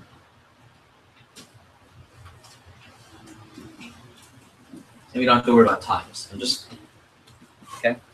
Now we don't know if it's going to be Thursday, Friday. In some cases, it also makes sense to go. We're doing Thursday, Friday now, but I think some of it's for personal reasons. In other areas of the country, they're going to go Friday, Saturday. Okay. What else has to go in now? Yeah, so confirmation calls. When would confirmation calls be? 26. Yeah. Around what time?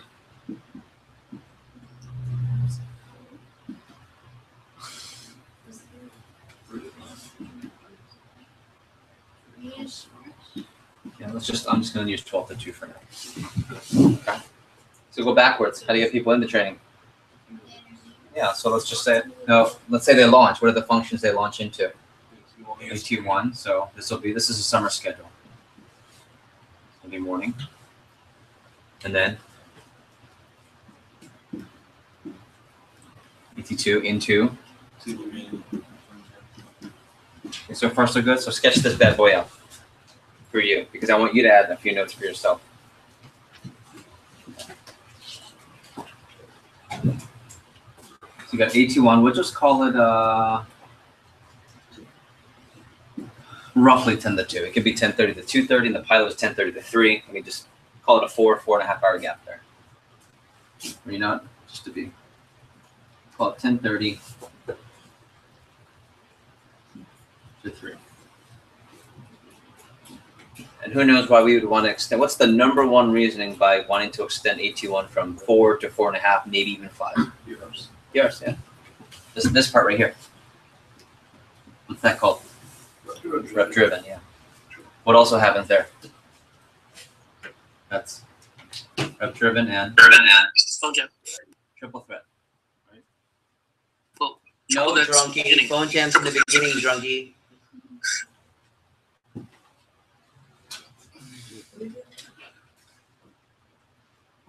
Now what? Interviews. How many in a day? 4, 5, 6, 2, 1? 2.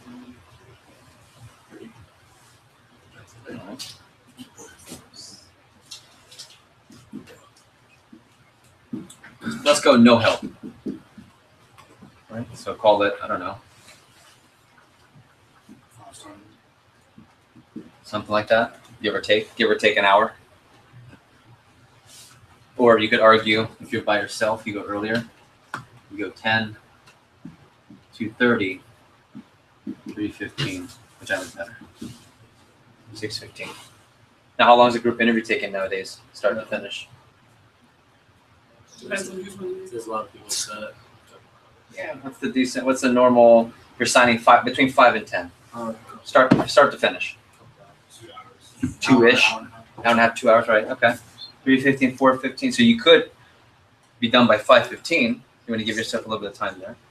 But Tuesday. Does anyone have their actual summer schedule with them? Yeah. It'd be cool to pull it out and compare it. Probably online.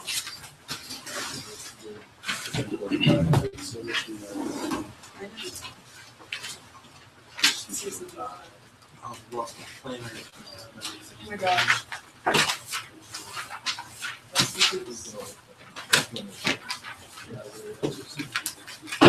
Incredible.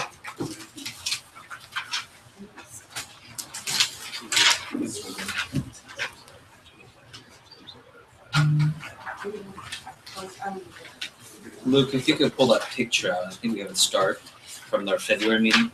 That's the best one. Okay. Then you have Tuesday. What do we have going on Tuesday? What are the objectives of Tuesday? Big priorities. Confirmation. So sign people, and then Confirmation for Wednesday. yes, and then PDI for Wednesday. Those are the two big things, right? So let's just call it afternoon PDI. Right. Let's call it 11:15 interview. 2:45. 5:15. I'm just gonna say no help. Not Facebook messaging. Yeah, let's do the group interview. So we'll call it 11. At 11:45. Yeah. 2 to 4 PDI. Right, you can change these times, just roughly. Do an interview 11:45. 5:15. Okay. Then how about here? Usually we're pulling off like a 3:45. 3:15 we'll call it. So 15. Yeah. Because AT2 is going roughly 6 to 7. 5:30, 6:30 or later, you think? We did 6 to 7. Yeah, I agree. 6 to 7. And this team meeting's at roughly 9, 10:30, 10:15.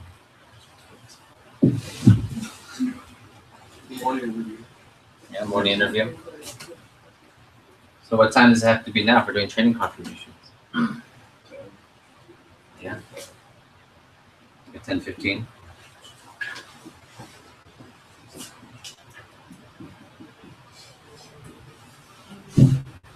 How about Thursday? Well, there's usually what's usually on Thursday morning if you've been part of your night. Yeah, we do.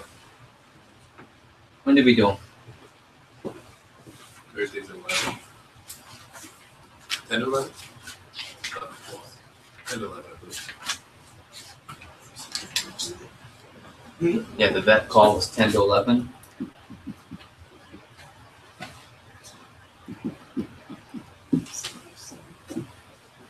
This is 12. How long is day one? 6 hours ish. 6.5. Okay, I'll just call it 12 to 6:30. And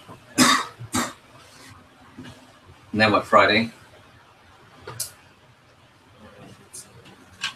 The high flyer workshop / phone jam. And go another what, 12 to 6:30? Yeah. 12 to 6. Give or take. What's missing now in the back end? What are we missing on Thursday, Friday, and Saturday we need? Interviews. Why do we need interviews? Why not just wait from everything here and put them on? Again? You got to keep recruiting through. Yeah. Plus, what happens if you save all these and set them for here? What's happening? You're clogging the system. Yeah. Because now you're dealing with those and you're not handling the incoming, whether it's mailers or however that just come in. Questions so far? So when do you run interviews on a Thursday, Friday?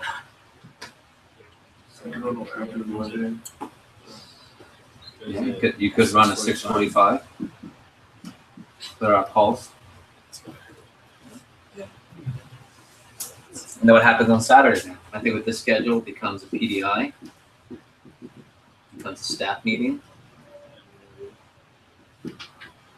We'll get the fire number and interview. Because can we all agree we'd prefer not to run an interview Friday night? You'd rather drive the sales. Yeah. Okay.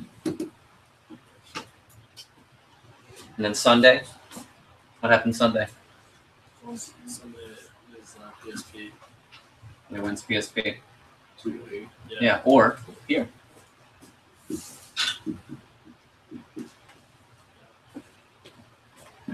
What has to happen Sunday? Phone jam. Fire number. Yeah. And then we'll do fire number. I'll show you where fire number goes here. You could do PSP there or PSP here. And here's why I'm doing both, because we don't know, going to 2-day, you could run a Thursday, Friday training and there's one schedule. Then you could run a Friday, Saturday training, changes the schedule. In the pilot, we're Thursday, Friday, 2-day training, but we're not running any functions on Saturday. It's just a complete day off PDI. We're doing Sunday business as usual, like the last several years, except no receptionist. Some people are switching it, where they don't want any Sunday functions. They put it all to here. But what's missing right now is they don't have a Sunday phone jam culture. We do, just for the pushes. Just so you guys understand, my biggest concern was I'm nervous about not having Sunday phone jam culture and giving managers full Sunday off, because they're going to get used to for 8 months not running a Sunday phone jam. Then all of a sudden the summer comes, and if you don't have a Sunday phone jam culture, that's a third or half your business. For the pilot, it's half our business because of what we got done for the front end of the sales for the week. Maybe 30 or 35%. I'll stop here. What are some things now that are clearer, having run an office, with regards to what we put up in red? We haven't put fire number, so we put training, we put conference call, we put 821, 822, Wednesday team meeting. What else we put? Phone jam, PDI. interview. PDI. We haven't done it yet. We did one PDI. Okay, well, let's do PDI then.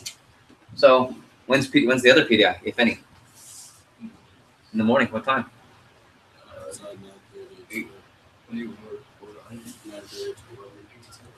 Right. You see, what's the problem right now? There's 4 answers. So here's what we have to come up with in the morning. What has to go in the morning? PDI. What else has to go in the number in the morning? Champions Club. Champions Club. What else has to go in the morning? What else has to go in the morning? Facebook last night. What else has to go in the morning? Fitness. What else has to go in the morning? Planning. Journal. Or sometime. Yeah. Okay. And then what else has to go in the morning? One more. Big 3 check. A journal. I'll put journal with big 3. Conference call. WhatsApp. Then you have Champions Club. I have that, right? Conference call.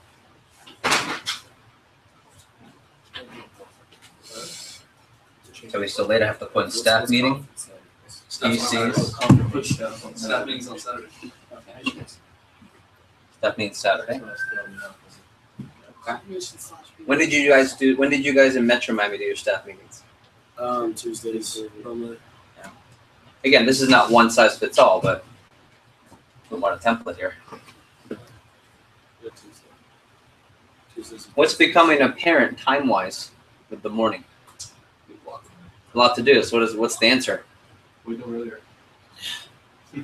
That's always the answer. What? Damn it.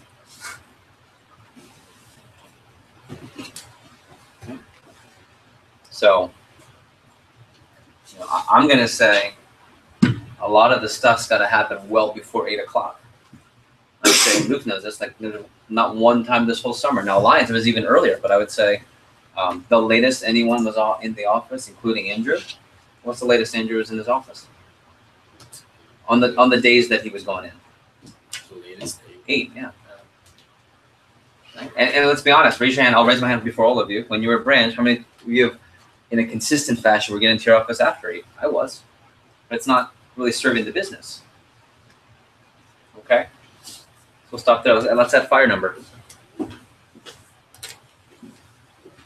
So fire number refers to what? Managers setting their own PRs from who? Yeah, which PRs? Top 10 list.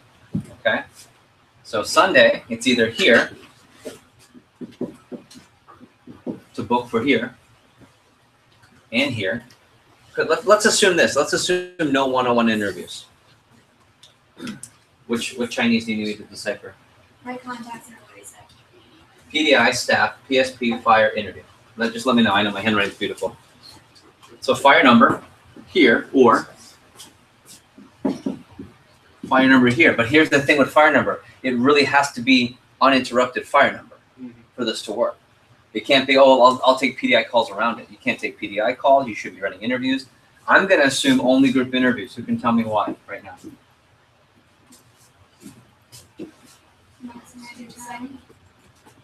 So 2 female voices. I'm guessing the 2 of you. Dalila, then Reed. So you said repairs and? Maximize your time. Okay.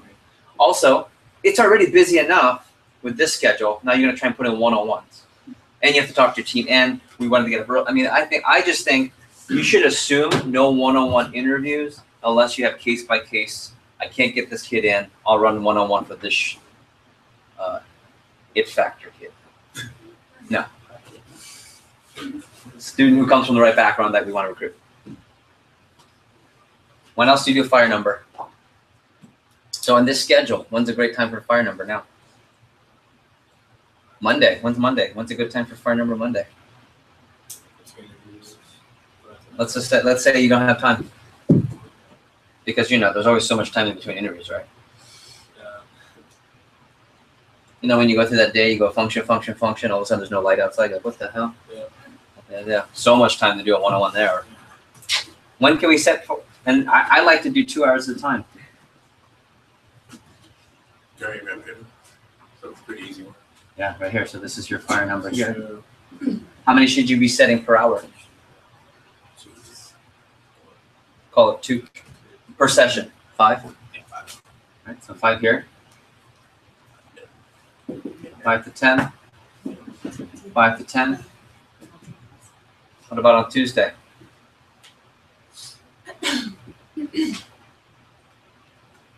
The evening. Yeah.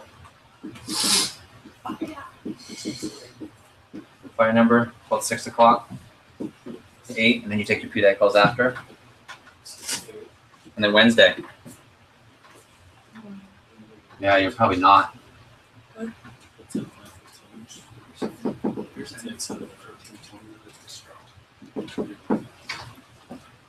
One of the big moves here.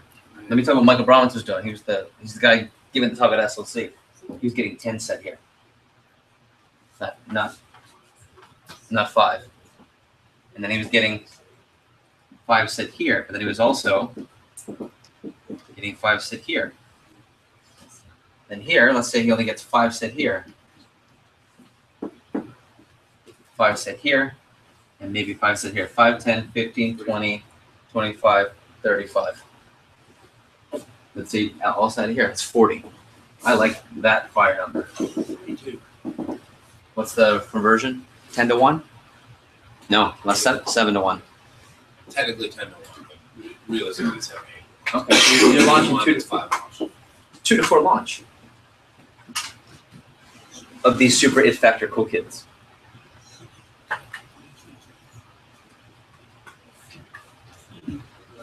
And what do those 2 to 4 sell by Monday? 2 to 4. Plus conveyor, which is the incoming traditional, plus incoming everything else that you don't even have to worry about with receptionists. And I don't know about you, but if I had 2 to 4 people in front of you that you can get really excited about, the right kind of kids in front of you every seminar, wouldn't that be a more motivating seminar than the ones where you had 12 in and 1 maybe you kind of just hope would be okay? Which I've run those too. Like, I'm going to put a lot of energy into you by default. I've run those trains too. What's becoming clear, or you already knew and are emphasizing? We're emphasizing here.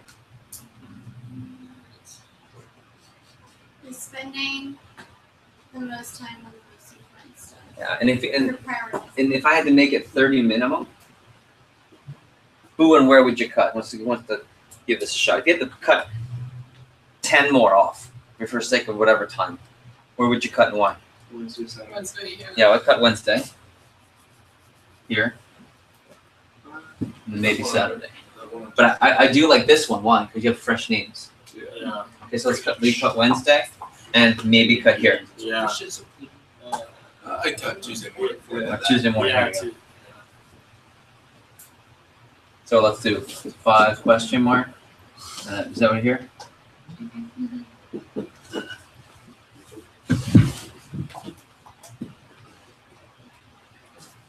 Questions?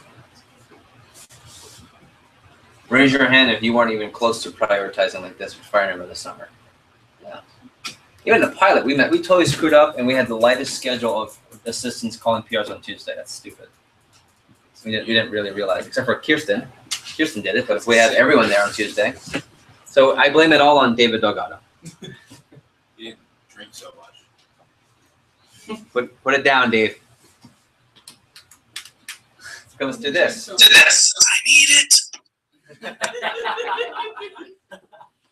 Gotta have my fix. Okay. Sorry, we shouldn't care about that. Okay.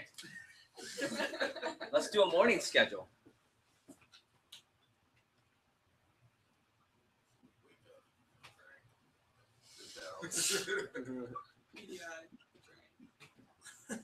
No.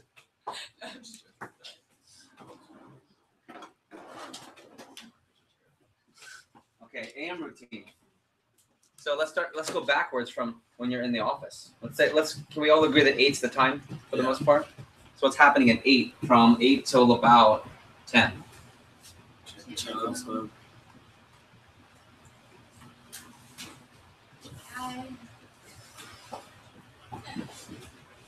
Facebook messaging. In the beginning, after bad. Yeah, if we have a team. Yeah, I agree. Are we missing anything else? Texting campus. Yeah, when we have campus, you'll text. So let me ask you a question. What order would you put it in? Like, give me I'm your assistant manager, Ree. You have to go compete at your next pageant, and I'm your assistant. You're like, all right, Jeff assistant, this is exactly what I want you to do. You need to get Champions Club, incoming PDI, and Facebook. Well, what's one remedy for the PDI? What makes it easier to do PDI? If what? What makes PDI easier in the morning? If you have a strong Champions Club. Say it again. Strong Champions If you have a strong Champions Club culture, most of your best people are right there in front of you. Okay. Also, group WhatsApp. Okay, so the WhatsApp will help too. Okay, I'll use the best practice from Michael Bromwitz, checking in and checking out, but with WhatsApp. Okay, because that's on your own time. You don't have to be available. You guys know the whole challenge of no assistance forever in Cutco is, well, when reps are calling from demos, how do I help them? Well, they're just leaving you WhatsApp before debriefing their demos, and you can get back. Actually, hey, what did you learn? Let's talk about it, and Mike's system. So what time? What happens here? What time's Champions Club? 8 o'clock. So what's the priority? And then kick off Champions Club. Hey, but if it starts at 8, when do you have to get there? Yeah, latest, right? So you have to arrive 7:45, which means what time do you have to leave your house? Yeah, roughly. Ideally, it's within 15 minutes, but it's not always ideal. So leave. 7:15 would be like. Yeah. So when do you have to start getting ready, suited up? I would say the average gap of getting ready goes between 30 to 45 minutes. Some of you prettier people, an hour, I guess. I don't know. 10 minutes. Why'd you look at me? I don't take long. I feel like Eddie takes the longest, probably. Andrew does. So at 6:45, I start primping. Put the ribs in the shirt. He has to manually put the rips into the shirts. It's the ripped jeans with the blazer combo. Okay, so 6:45. So what happens? That's when you're gonna start getting ready. What do we have in here? Workout. Journal, workout. Journal fit. Yeah. Here's what I would say. As you're leaving,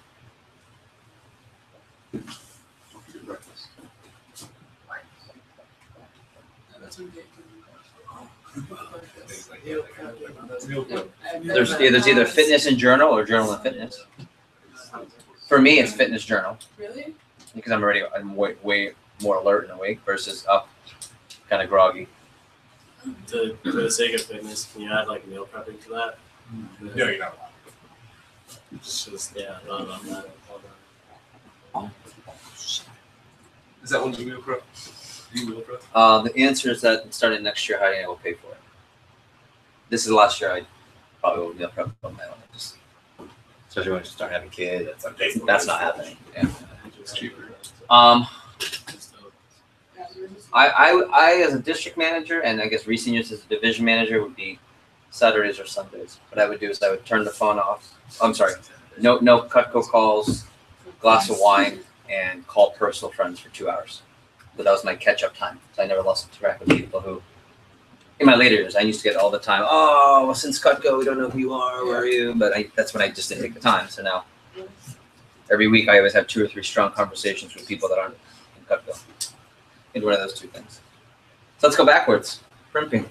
How many of you are, if you were in a world where you were working out in the morning? I know some of you are saying, I'm not a morning person. You can change that. But if you were all a morning workout, and if you were all a morning journaler, okay?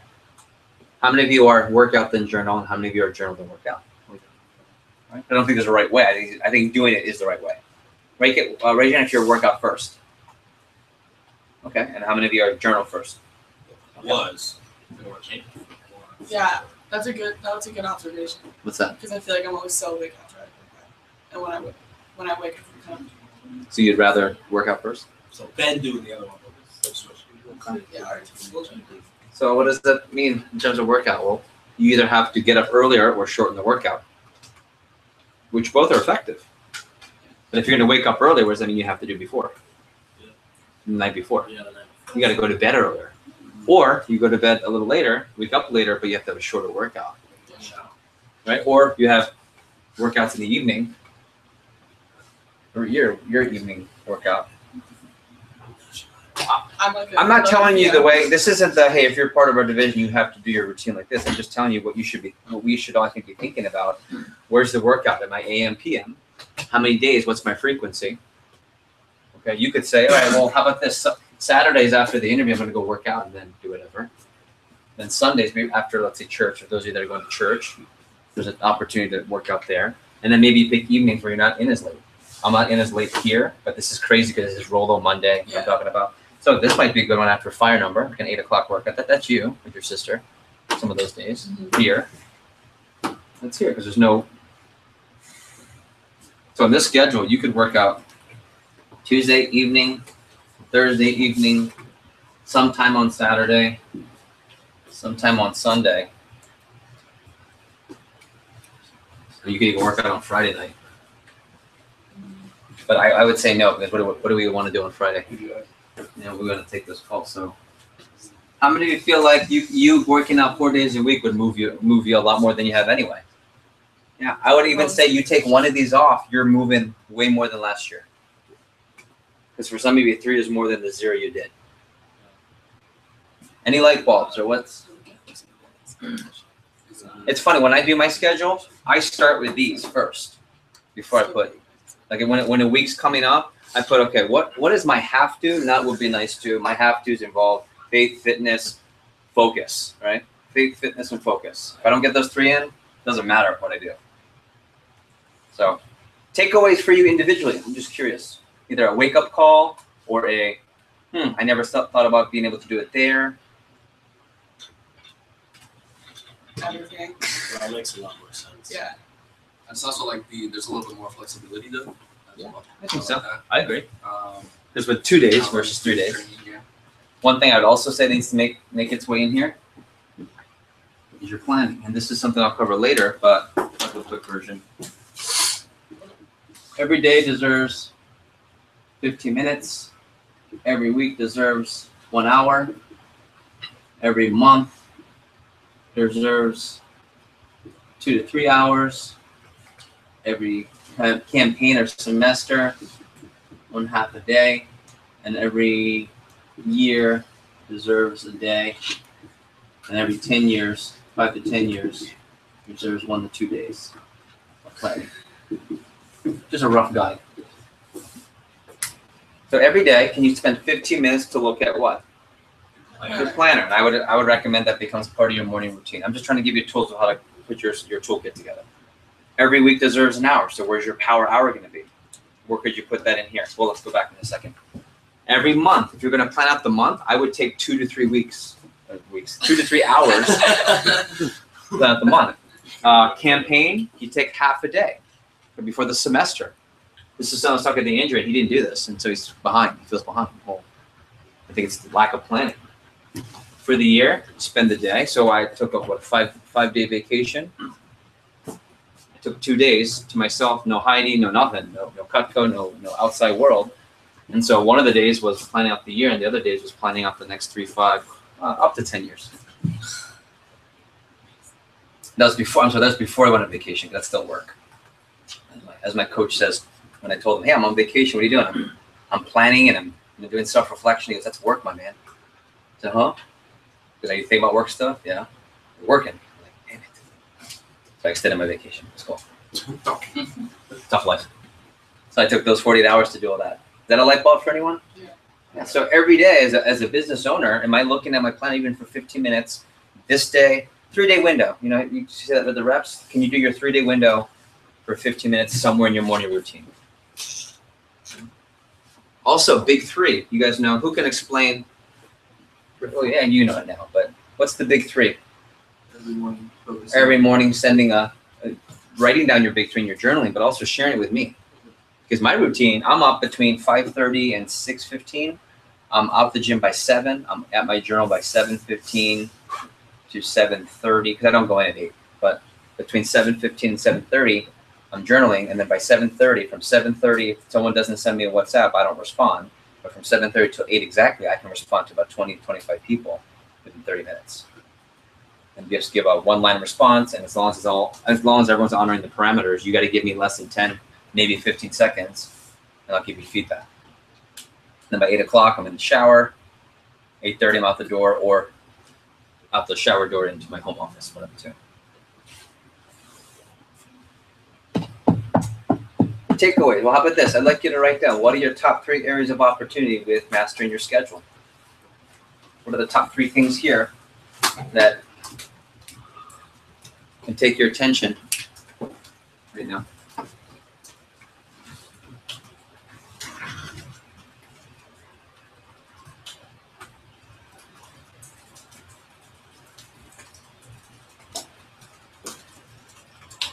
You wish you did this before last summer. Damn it! Prioritization, Mr. Delgado.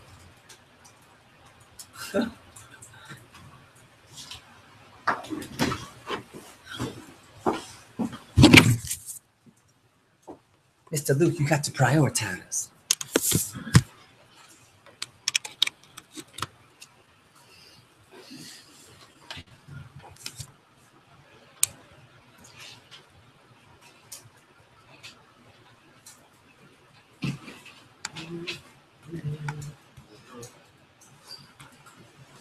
Another 2 minutes.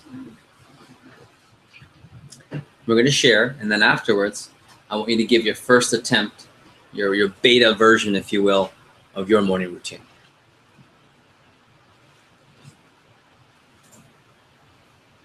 Okay. Who'd like to share what they're writing down, and either what they're taking away or what they're writing down? Either one. Dalco. Dalila Kolar. I'm sorry. So for me, I definitely wrote down prioritizing like no busy work because this summer I would do busy work to avoid doing other things. So prioritizing, and then I like morning routine. That's so big for me, and that's been so big for me this fall.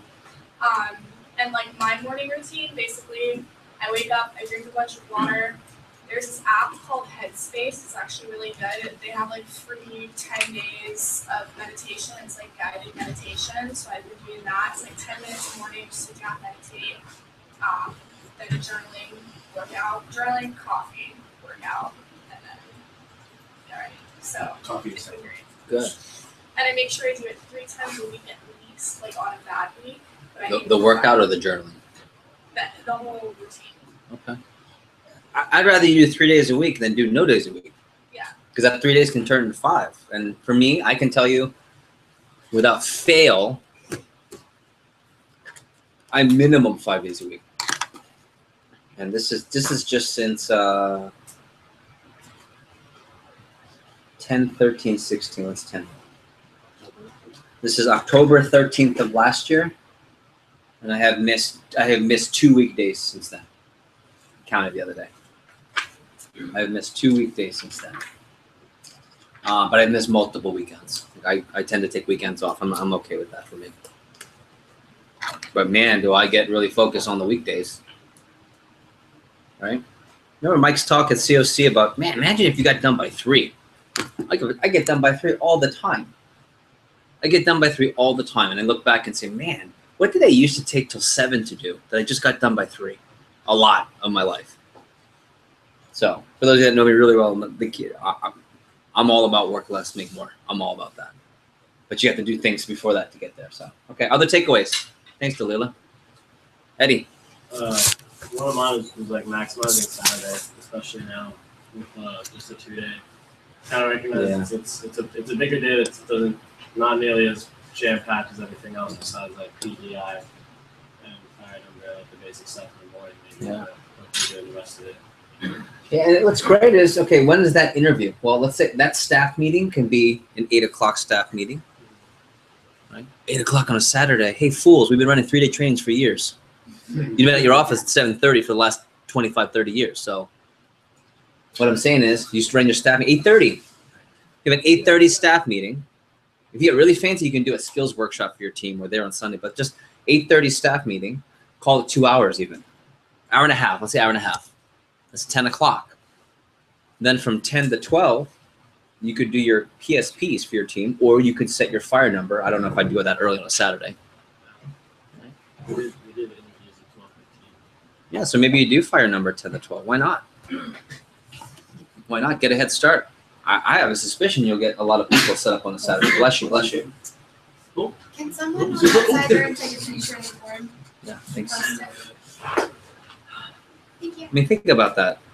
So then, even if this, watch the schedule. What if you were 8:30 to 10 staff meeting with your staff, or if you don't have a staff, it's just you planning, like really getting in there. And what I would do is I would treat it like a workout. I would get my coffee, do my whole morning routine, get to my office from 8:30 to 10, shut the phone off, and just plan. I bet you have a way more productive week. Then from 10 o'clock till 12, set your fire number. Run a 12:15 interview. Be done by 2 o'clock. Done for the day. Before sundown. Wow. That could be like a solid. Like you're planning just for a little bit, like in 1 hour, done by 3. You could do more planning there and be done for the week. Yeah. You could meal prep there. That's not a bad idea. That's actually not a bad meal prep because that way Sunday you can take more of a personal day. That's meal preps work also. I've just put in the personal calls to lessen the pain. I used to love meal prep. Now I just hate the time that it takes. So, and then Sunday, what happens Sunday? Well, you could pretty much sleep in if you want. I mean, and by sleep in I mean on a vector sleep at 9, 10 a.m. Feels like 2 p.m. Yeah. Okay. And you don't even have to be at your office now. There are no receptionists to kick off at 1 o'clock. You don't have to be at your office till 4, 5, 6 o'clock. Or if you run all your PCs, watch this. You can run all your PSPs on Saturday from 10 to 12 instead of Sunday. Then you're just confirming them for the Sunday phone jam. Now all you can do is get in Sunday, get there at 4 o'clock and just do fire number from 4 to 6. Or from 3 to 6. Just do 3 hours of fire number. Don't worry about PSPs. Don't worry about reps. You already did that on Saturday. Now you're doing recruiting fire number 1 day before recruiting interviews on Monday, and then your phone jam. That's another way to do it. I personally like that one better.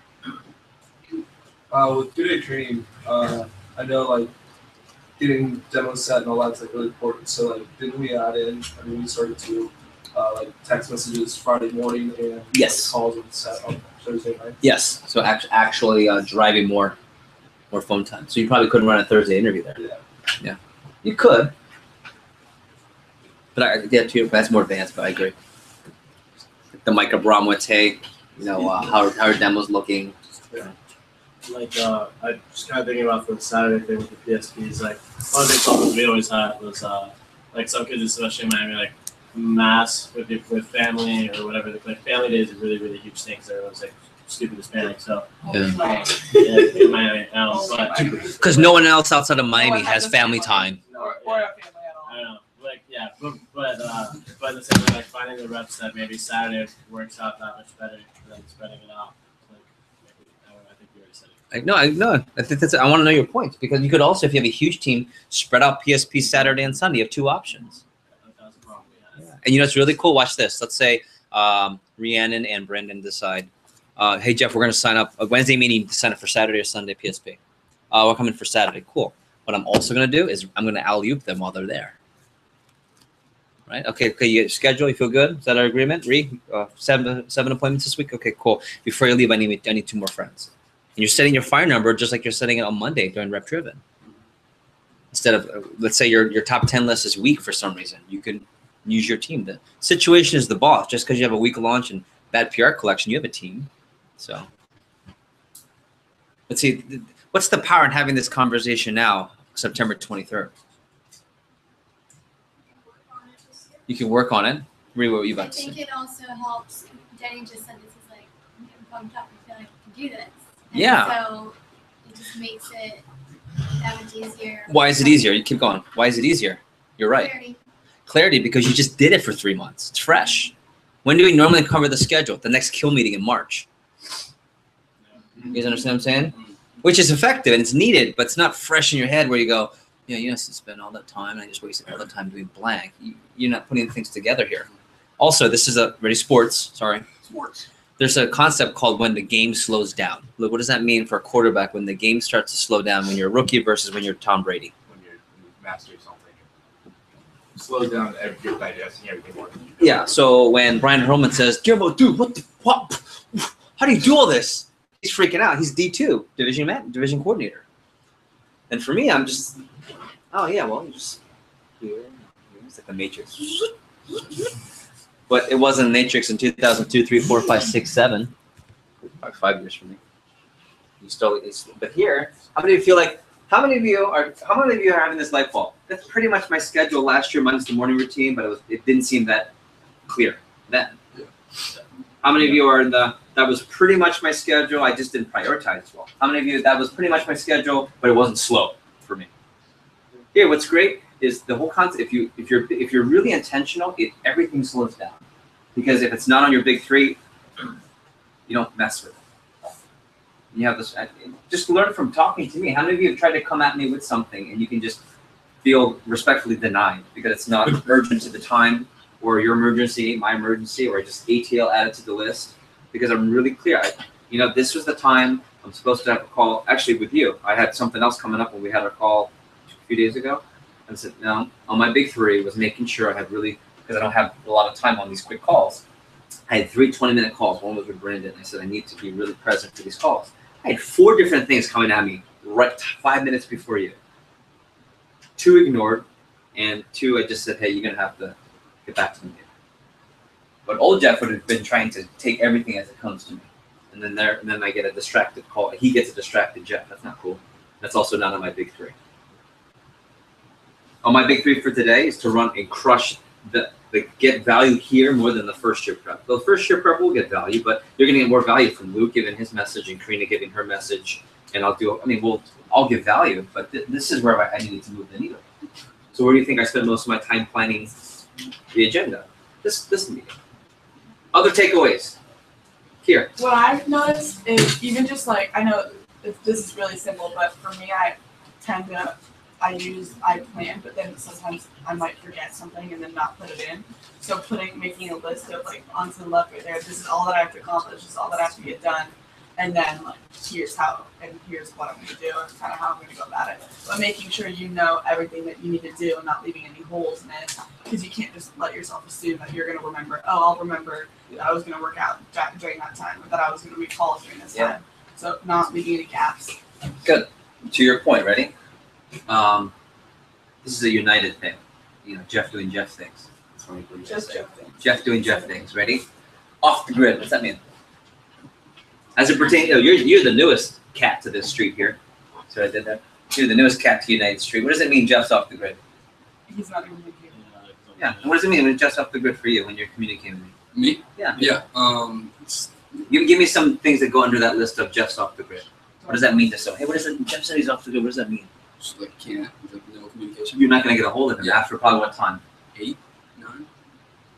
Like if you were to say, what would you say is the time for just off the grid usually? I don't know, because sometimes you'll WhatsApp at like 11:30 p.m. and sometimes you'll be off the grid at like 8 p.m. If you get one after 9:30 from me, Usually that's usually I'm coming at you. I'm coming at you from a personal. Okay, yeah, that's so true.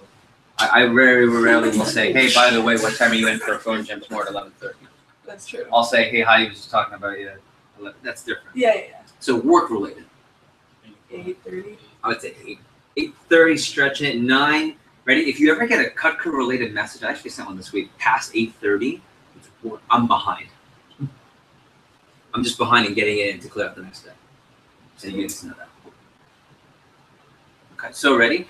Create that boundary for you. If you get intentional with your schedule, here's something really new foreign concept. And I'm grooming district managers, even if you're not going to be a district manager. I'm grooming business owners. Smart business people. So when we're done with you, be smart business people. Imagine a world where it's 6:15 interview, you sign 7 people, 10, ideally 20, right? We always say that. It's done by 8:30. You do a quick round of urgent WhatsApps and PDIs, and by 9 o'clock, you shut it down. Hey guys, going off the grid, any hot sales? WhatsApp me afterwards or call your captain. I'll talk to you in the morning. At 9 o'clock, your brain shuts down. You actually relax. Now, don't get me wrong. When it's push week, I think your standard should be there's a cap, and then on push weeks, you open it up. That's what I did. I was way more available during push weeks, and after push weeks, back to the cap, back to the grid. Imagine a world where after 9 o'clock, you're not driving sales. Hey, I'm about to go off the grid at 9 o'clock. There are several of you who have not rolloed. Please get back to me. And there's a temptation. I gotta close the rollout. Well, then you just compromise with clearly being off the grid wasn't important to you. And that's okay, by the way. There's a time where I wanted to take, and I did take calls till 11 o'clock midnight to shut it down. I had done that. But There's a world where you get to that point. And take out Cutco Business and insert I'm running a small restaurant. Take out Cutco Business and insert engineering firm. I'm going to have my own engineering company. Right? Other takeaways from this? All right, let's do this. New sheet of paper, and we'll take a break after this. Quick break. New sheet of paper, write down my morning routine, beta version, in parentheses. My morning routine, beta version. Can any fellow nerds and geeks explain what beta version means? Ross, what's a beta version? It's the very first. The very first attempt. Okay. Nerd. What's that? Nerd. Me too. So ready? Start with, what are the morning routine? I would say, here's what I want you to write down. I want you to write down fitness. Yeah, and that's part of it. Write down fitness. I want you to write down journaling. I want you to write down an offshoot of journaling. Ready? Is big three. That's part of your journaling. Gratitude. Okay. And RPM. And I'll explain what that means. Big three, attitude, and RPM. This is like a summer morning routine. Period. Yeah, just in general. Yeah. Then ready? Daily planner use, or daily planner effort, energy towards.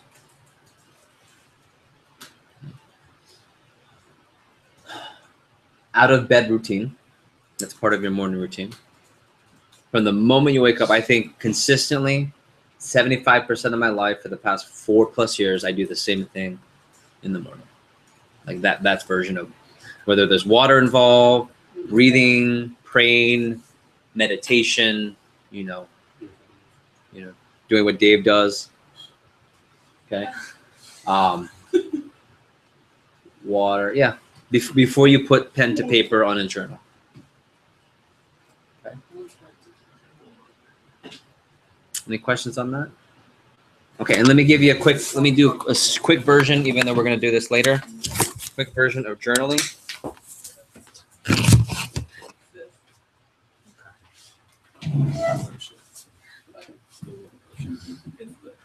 There's not one way to journal, but I found there's some elements that are very common to all successful journalers. Number 1, state of gratitude.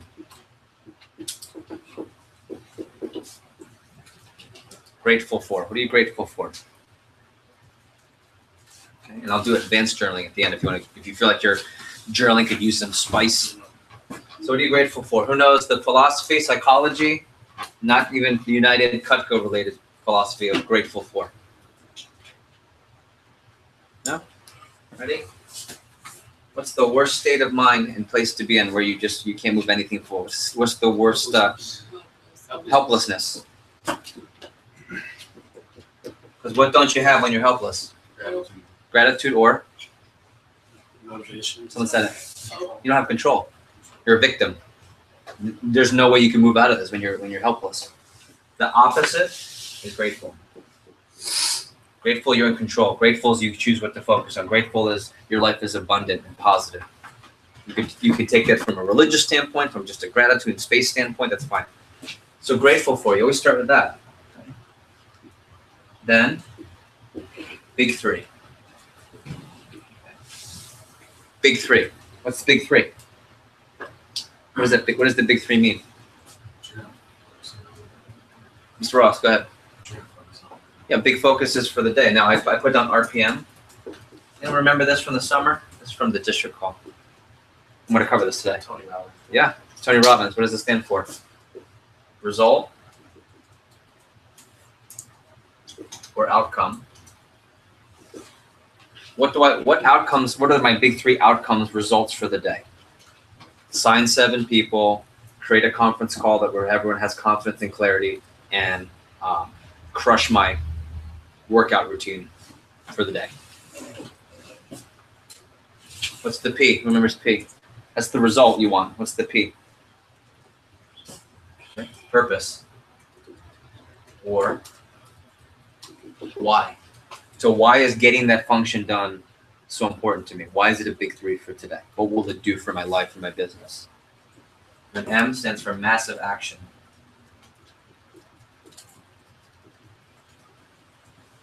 So my journal, I'll show it to you. I have what's grateful, little box, and I just list off a few things. Okay. Then I have big 3. That's my outcome, and I list 3 things. I have a question mark. Why is that important? And then I put down action. I write down what am I going to do to get those 3 outcomes. I'll show you what my journal looks like. I just gave Luke a journal that has that already typed out. Okay. So big 3 and RPM are the same thing. And the last thing, this is kind of a Jeff thing. BVOY stands for what? Best version of yourself. What's the, and I picked the one thing, you've heard that concept even from the book. What's the one thing I can do today? Either the one state of mind, one thing I can physically do to be the best version of myself today. So for example, let's say I already have a meeting that I know is going to be one of those meetings where it's a lot of fires to put out. Maybe one of those rough meetings. The team's in a bad place. We're not selling a lot. Okay, the best version of myself today, I'll write down beacon of hope. The best version of myself today is to not be a thermostat, but not to be a thermometer, to be a thermostat for my crew today. Don't reflect the terrible sales reports. Everyone's getting their ass kicked right now. Be a thermostat where I set the temperature. And I might write that story or that word, or I might write down thermostat, because that's the best thing I can do to be the best version today. Because the not so better version of me just wants to be irritated and grumpy all day about it. And then for me personally, I end with prayer there. You guys know the Serenity Prayer? You don't have to be Catholic to know that one. You should know this, right? God grant me the serenity to accept the things I cannot change, the courage to change the things that I can, and wisdom to know the difference. And there's like stuff after. So something that's going to put you in the right mind. Some of you, it's incantations. In the pilot, we would read these phone jam incantations. Some of you, it's humana, humana, humana, humana, humana, humana, humana, humana. Meditation. Some of you, it's something really scary. Yeah. No, don't do that. Any light bulbs on the routine, on the morning routine? We're going to cover this again more in depth. Okay, so do me fair. I want you to craft your version of a morning routine, and see if you can put a time frame to it. Start with workout. Okay, just determine to yourself: am I going to work out in the morning or in the evening? Then determine if it's in the morning. Do I want to do it before or after this?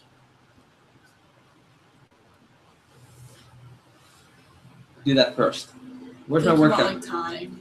Sure. This is summer. This is summer. Yeah, let's say it's summer.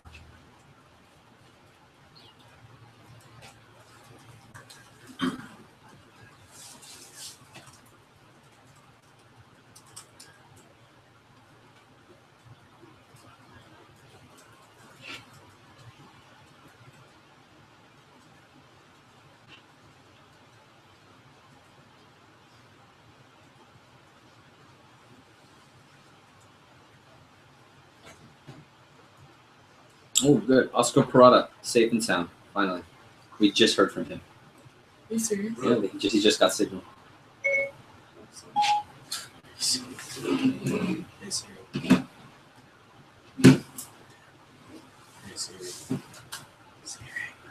So start with the workout then. What's your morning routine? What's your out of bed routine before the journaling or before this workout? You know, one of the things that has made its way to my routine is making my bed every day. It's from the military. Why do you make your bed? Well, you start the day off with a victory, something you can control. No matter how bad that day goes, you always come back to a bed that you made and you did it right. It's also a form of discipline. So whether I'm in town with Heidi or not, the bed is always made to start. Water, hydration.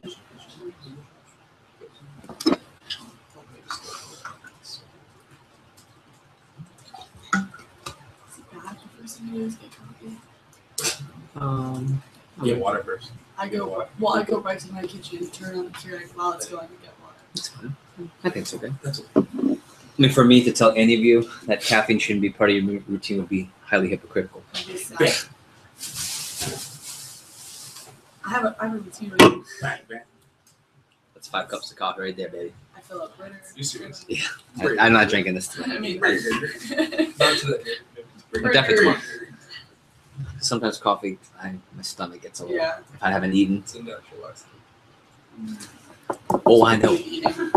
I'm fully aware of that one. All right, I'll stop there for a second. Before we go to break, major light bulbs for you, or confident action plans from this. Despacito. Yeah, one that really stuck out to me, I definitely haven't done before, is not just weekly planning, but taking time to do daily plan reflection as a planner and also monthly. Yeah. long term. I'm not trying to call anyone out for reading or not having read the book, but it talks about, hey, some of you have, it talks about someone being a good planner, but if you don't follow the plan, it's an issue, right? It talks about how people operate. Good. Other takeaways? Yes, sir. I want to just print out like a physical list and keep it in my room. To Laminate keep myself accountable. Yeah, just throw that on the wall. So it's a nice little decoration. Or on the roof, so when you wake up, you open your eyes, the first thing you see. If that's what you do, you just Just look at the roof. Good. So, an idea here in the top. This is grateful for. Okay, so this was let me do 922 so I can look at it. What I'm grateful for. Luke Maseko heading to Gainesville. Carefree timelessness with Heidi. We just had an awesome day. We weren't planning on having a fun day. We did. It's cool. The TLA team. Mike Abramowitz as a colleague and business partner. John Oberg's steward mentorship. Grace Velez safe and hopefully the rest of Puerto Rico.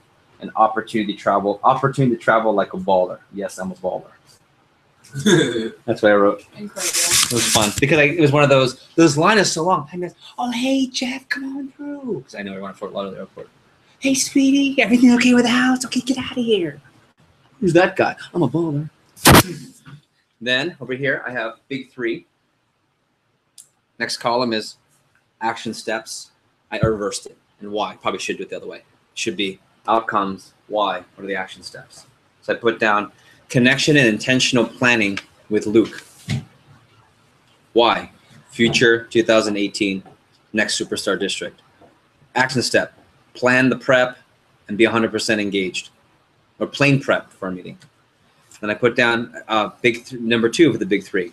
Connection with all the A players. Why? Because it's a high point opportunity to create high point moments. Okay, I thought the birthday game last night was a fun high point moment. Connection. Okay. And then I put action steps. Be present. Have active conversations.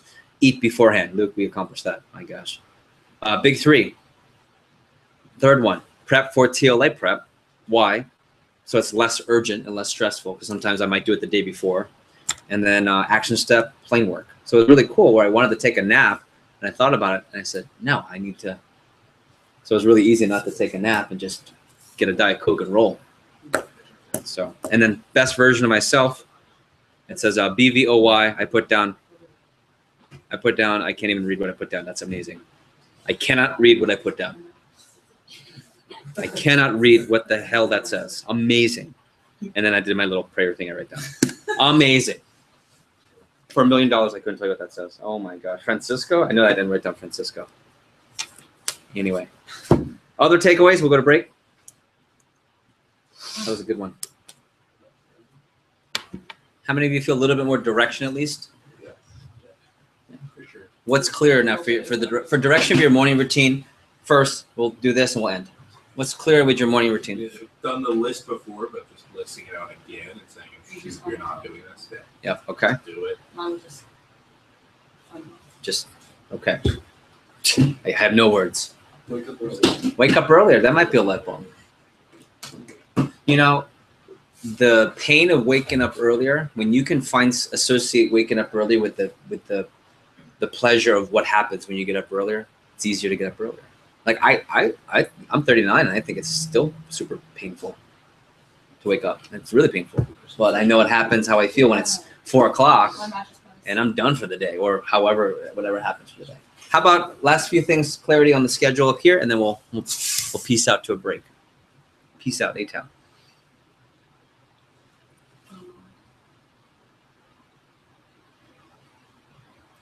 What value does this serve, or what does this do in terms of how you want to view the next 8 months before this goes into effect? What now changes with your view of the schedule, your understanding of the schedule, your preparation of the schedule, now that what maybe wasn't so clear or intentional before this exercise? I feel like it kind of lifts a little stress or anything you might have been worried about before, not fitting everything in because before we did this exercise, I was like, there's going to be so much that we have to do. Yeah. But if you look at it. But okay, ready? This is almost a high point moment. What did we kind of create here that we didn't intentionally want to create, but it'll only happen to a next level person? Watching, looking at the schedule, things slow down. What increases? Clarity and vision. One more C. Confidence. It's like, oh, yeah, I can. I think you were saying I'm kind of pumped for, yeah, because I can do that. Yeah. Guess what? It's kind of the same schedule as last summer. Just you guys have more confidence now. One more. We'll do one more, Brandon. Allows you to be intentional on the things that like you're good at, and then also see the things that you need improvement on, and see what you need to work on. Yeah. Like this period. I agree, and I think outside of this schedule, notice I didn't prioritize PCs because I don't think you need to be good at PCs to run a big business with Cutco. You can, it will go higher, but if you don't have assistants, I wouldn't prioritize PCs. Notice I didn't prioritize one-on-one interviews because we learned this summer that, AKA Andrew Evans, they didn't run one-on-ones after a while. Yeah. It just went all straight to group. 180 plus recruits for the number 3 high new business in the company. No one-on-ones, at least not past May? Yeah, not past May. I mean, and our whole plan going into the summer is you need to run 20,000 one-on-ones in between pee breaks. 45. I mean, that was insane. But you learn. Okay. Good exercise. How many of you found value in that? Wait till SC2. I'm just kidding. It is now 11:20.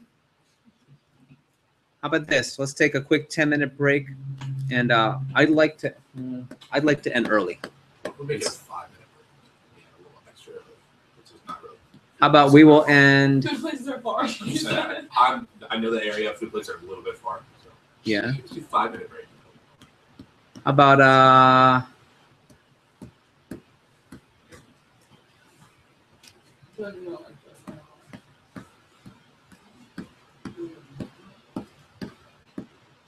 What if we just go to the beach? Back up. Let's go backwards. What time are people going to be arriving? About 1. 1. Okay. It's now 11:20. Okay. I see the safety coming at me on the right side, so I'm going to call an audible.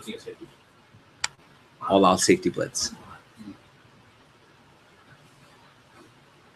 I'm going to table. Actually, Luke, can you put this on a list and send it to me so I'll rework next agenda. In Tallahassee for that prep, we're gonna cover money and buckets there. Because I get buckets. What's that from? Buckets. I get buckets. Jimmer and Uncle Drew. Priority. Like other than Jimmer, who do you think? Yeah. She's in one. So Jim. Okay. How about this? I'm going to give you your assignments now, and we'll be out of here in 10 minutes. Is that cool? Yeah. We'll do an hour early. That's cool with me. It is incredible. That's how I feel right now. I feel like it. Okay. Assignment number 1. Actually, I just put it onto the television. You guys can take a picture. Okay.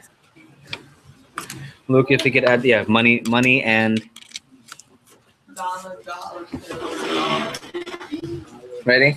I'm going to give you the next book assignment. Can you guys handle two book reviews of the next prep? Okay. Even though I'll probably bring up a few points from what easily could have been read on a plane ride, by the way. It's already big letters, coloring parts, really easy. Sorry. Coloring the money buckets. Okay. Is the TV off? Yeah. I'll help brother out. How do we turn this TV off? Yeah. Okay. Thanks for being patient. Thanks for being patient.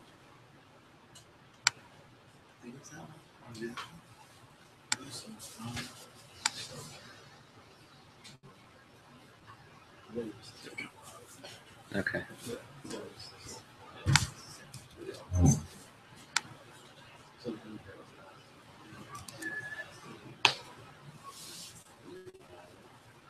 Okay, here we go. Ready? Oh, connect with your men. I need you to connect with your men. I will assign mentees on Monday. Not everyone will get one. If you don't get one, it's not a bad thing. It's just I'm trying to pair likes with likes, and also some of you have a schedule that I don't want you mentoring right now because you have other responsibilities, okay? So if I give you a mentor, I need you to connect with the mentee by Wednesday and post on our next level WhatsApp when you connect with them. Okay. And we'll take a picture. We can take a picture of this at the end, please. Okay. Next, make sure you prep for our Monday call. And our Monday call, if you looked at the agenda, was Cutco through college culture. What are the steps? I want your high point moments and strengths that lead to Cutco through college culture. And then I'll end with a systematic, A to Z, how to create that. And every time we have a call, I expect everyone to bring to the table thoughts. And in fact, before every next level call, I'd like you to post your top 3 to 5 appreciative inquiry thoughts on what goes into creating and whatever the topic is. Okay, so let me give you an example. Monday is Cutco through college. Before the call, I'm going to give probably 30 minutes, an hour out. I'll say, hey, everybody, I'd like you to post your biggest thoughts on strengths that lead to our high point moments of Cutco through college. So think of, just quickly, 30 seconds, think of high point moments of Cutco through college. What were some strengths that led to that? Post those up. That'll be after the roll call, that'll be the start of our call. And then I'll have about 20 minutes of lecture. Next book. It's called The Inner Game of Tennis by Galloway. Is it Galloway, right? Luke, what's the author? Tim Galloway, sorry. It is Tim Galloway. Okay. The premise of the book is leading through questions and teaching. It's actually almost an AI book in a way. It's a different way of approaching teaching that gets away from the very, very, very traditional Cutco method of teaching known as lecturing, which is we're all really good at. We give you long talks and talking at people. And our audience nowadays phases that out more and more and more. Okay. I'm going to send a link for the first 10-day walkthrough video. It's actually on the agenda. I'd like you to watch, debrief, and send me the notes Friday night before. Okay. In fact, I'll change it. Never mind. No book review for this session. I want you to do the video. Send me the video debrief 1 page Friday night. No book. So I'll do this one. Hold on.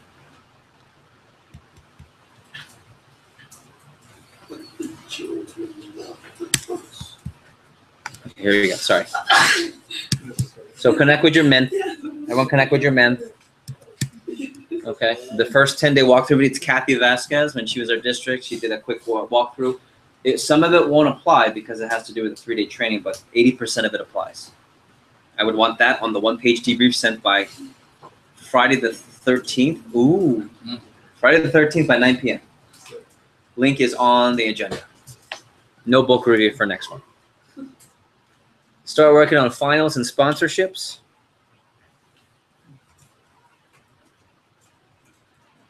And Ms. Rue, when you're ready, we'll take a picture, please. Cool. Thank you.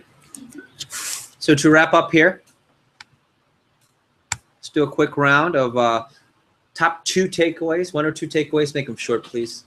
And now, what do you appreciate? I'll give you 30 seconds to put your answer together. Thank you, Ree.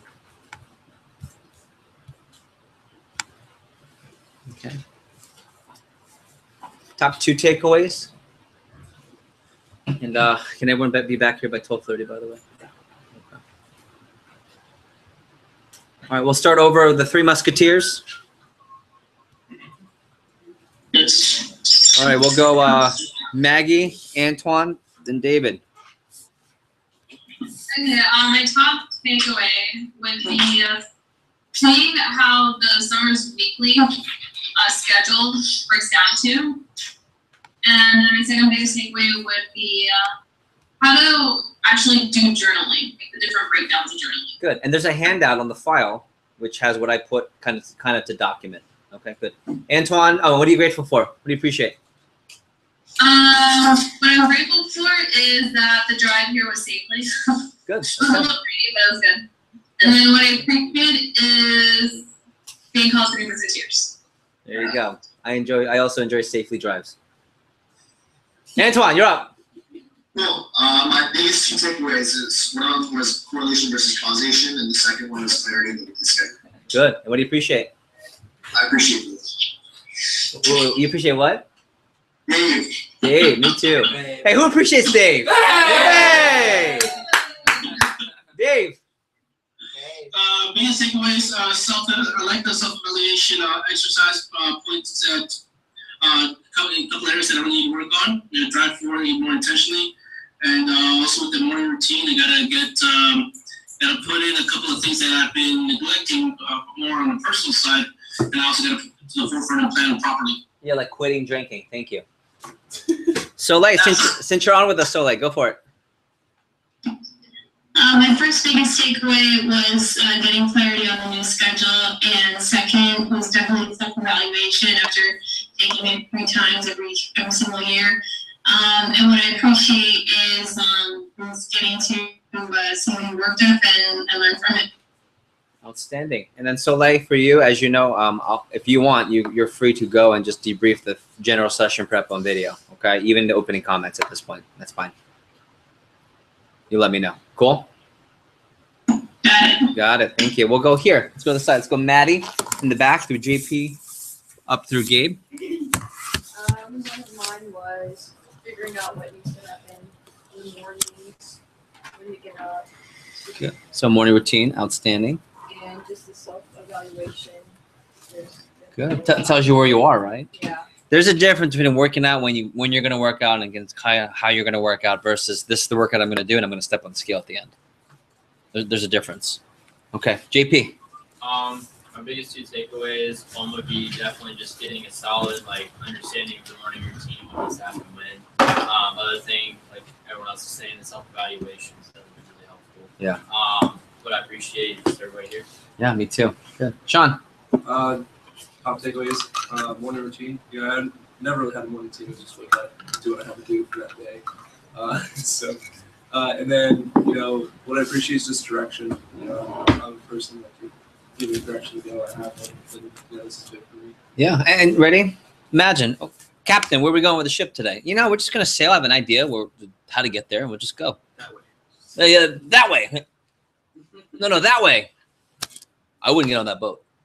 But ready? That's the boat many of you are driving every morning when you don't have a morning routine. That's the exact boat you drive. Okay? And believe it or not, that was the exact analogy in that tone that I was just given on one of my calls recently. So even I'm not above all this. There are times where he goes, yeah, when was the last time? Ready? I got called out by my coach. Said, oh yeah, so and he knew. He said it sarcastic. And what part of our goals session did you write that down and clarify that for me? Yeah, that's what I thought. No one talks to baby like that. No one puts baby in the corner. Gabe, you're up. So they needed to write down a kind of beta version of my morning routine. I always knew what to do. I just never really scheduled it out like we did today. Good. And then just evaluation and seeing all the stuff I've been wanting to do and kind of been avoiding and stuff like that as well. Yeah, that's a great term because there's always something we all avoid. You're not the only one. There is a list of what the hell I've been avoiding, right? What I need to do, what I need to stop. You guys know that. It's great. Thanks for sharing that. We'll go over here. We'll go to Despacito, over to the back and to the front. Yeah, so the biggest 2 takeaways, I really like that AI exercise at the beginning. And the other thing, just one of the small things is say who you are by year-end banquets, you can do my summer, get your habits. I believe that. Ready? How fit you are by year-end banquet, that's your fitness level, give or take 5 to 10 degrees, maybe even 5 to 10 pounds, hopefully not 10 pounds, by by summer. I really believe that. I really believe that. I know that by January, I was already on fire with my fitness, coming off of a really fun fall. And by fun, I mean just fun and eating and fun and fun. I said, all right, I need to get this tapped up. Okay. And what do you appreciate? The weather, it's so nice outside. It is nice outside. Despacito. Mr. Ross. So the first thing you tell me the self-evaluation, just seeing what you're working on and stuff like that. And the second thing was they actually put a morning routine, which Sean really Yeah. has a set morning routine. So like how does it set out? Good. Thanks for sharing. What do you appreciate? Thanks, Mom. Nice. Dalila Kolar. Two biggest takeaways are morning routine and don't be afraid to go off the grid.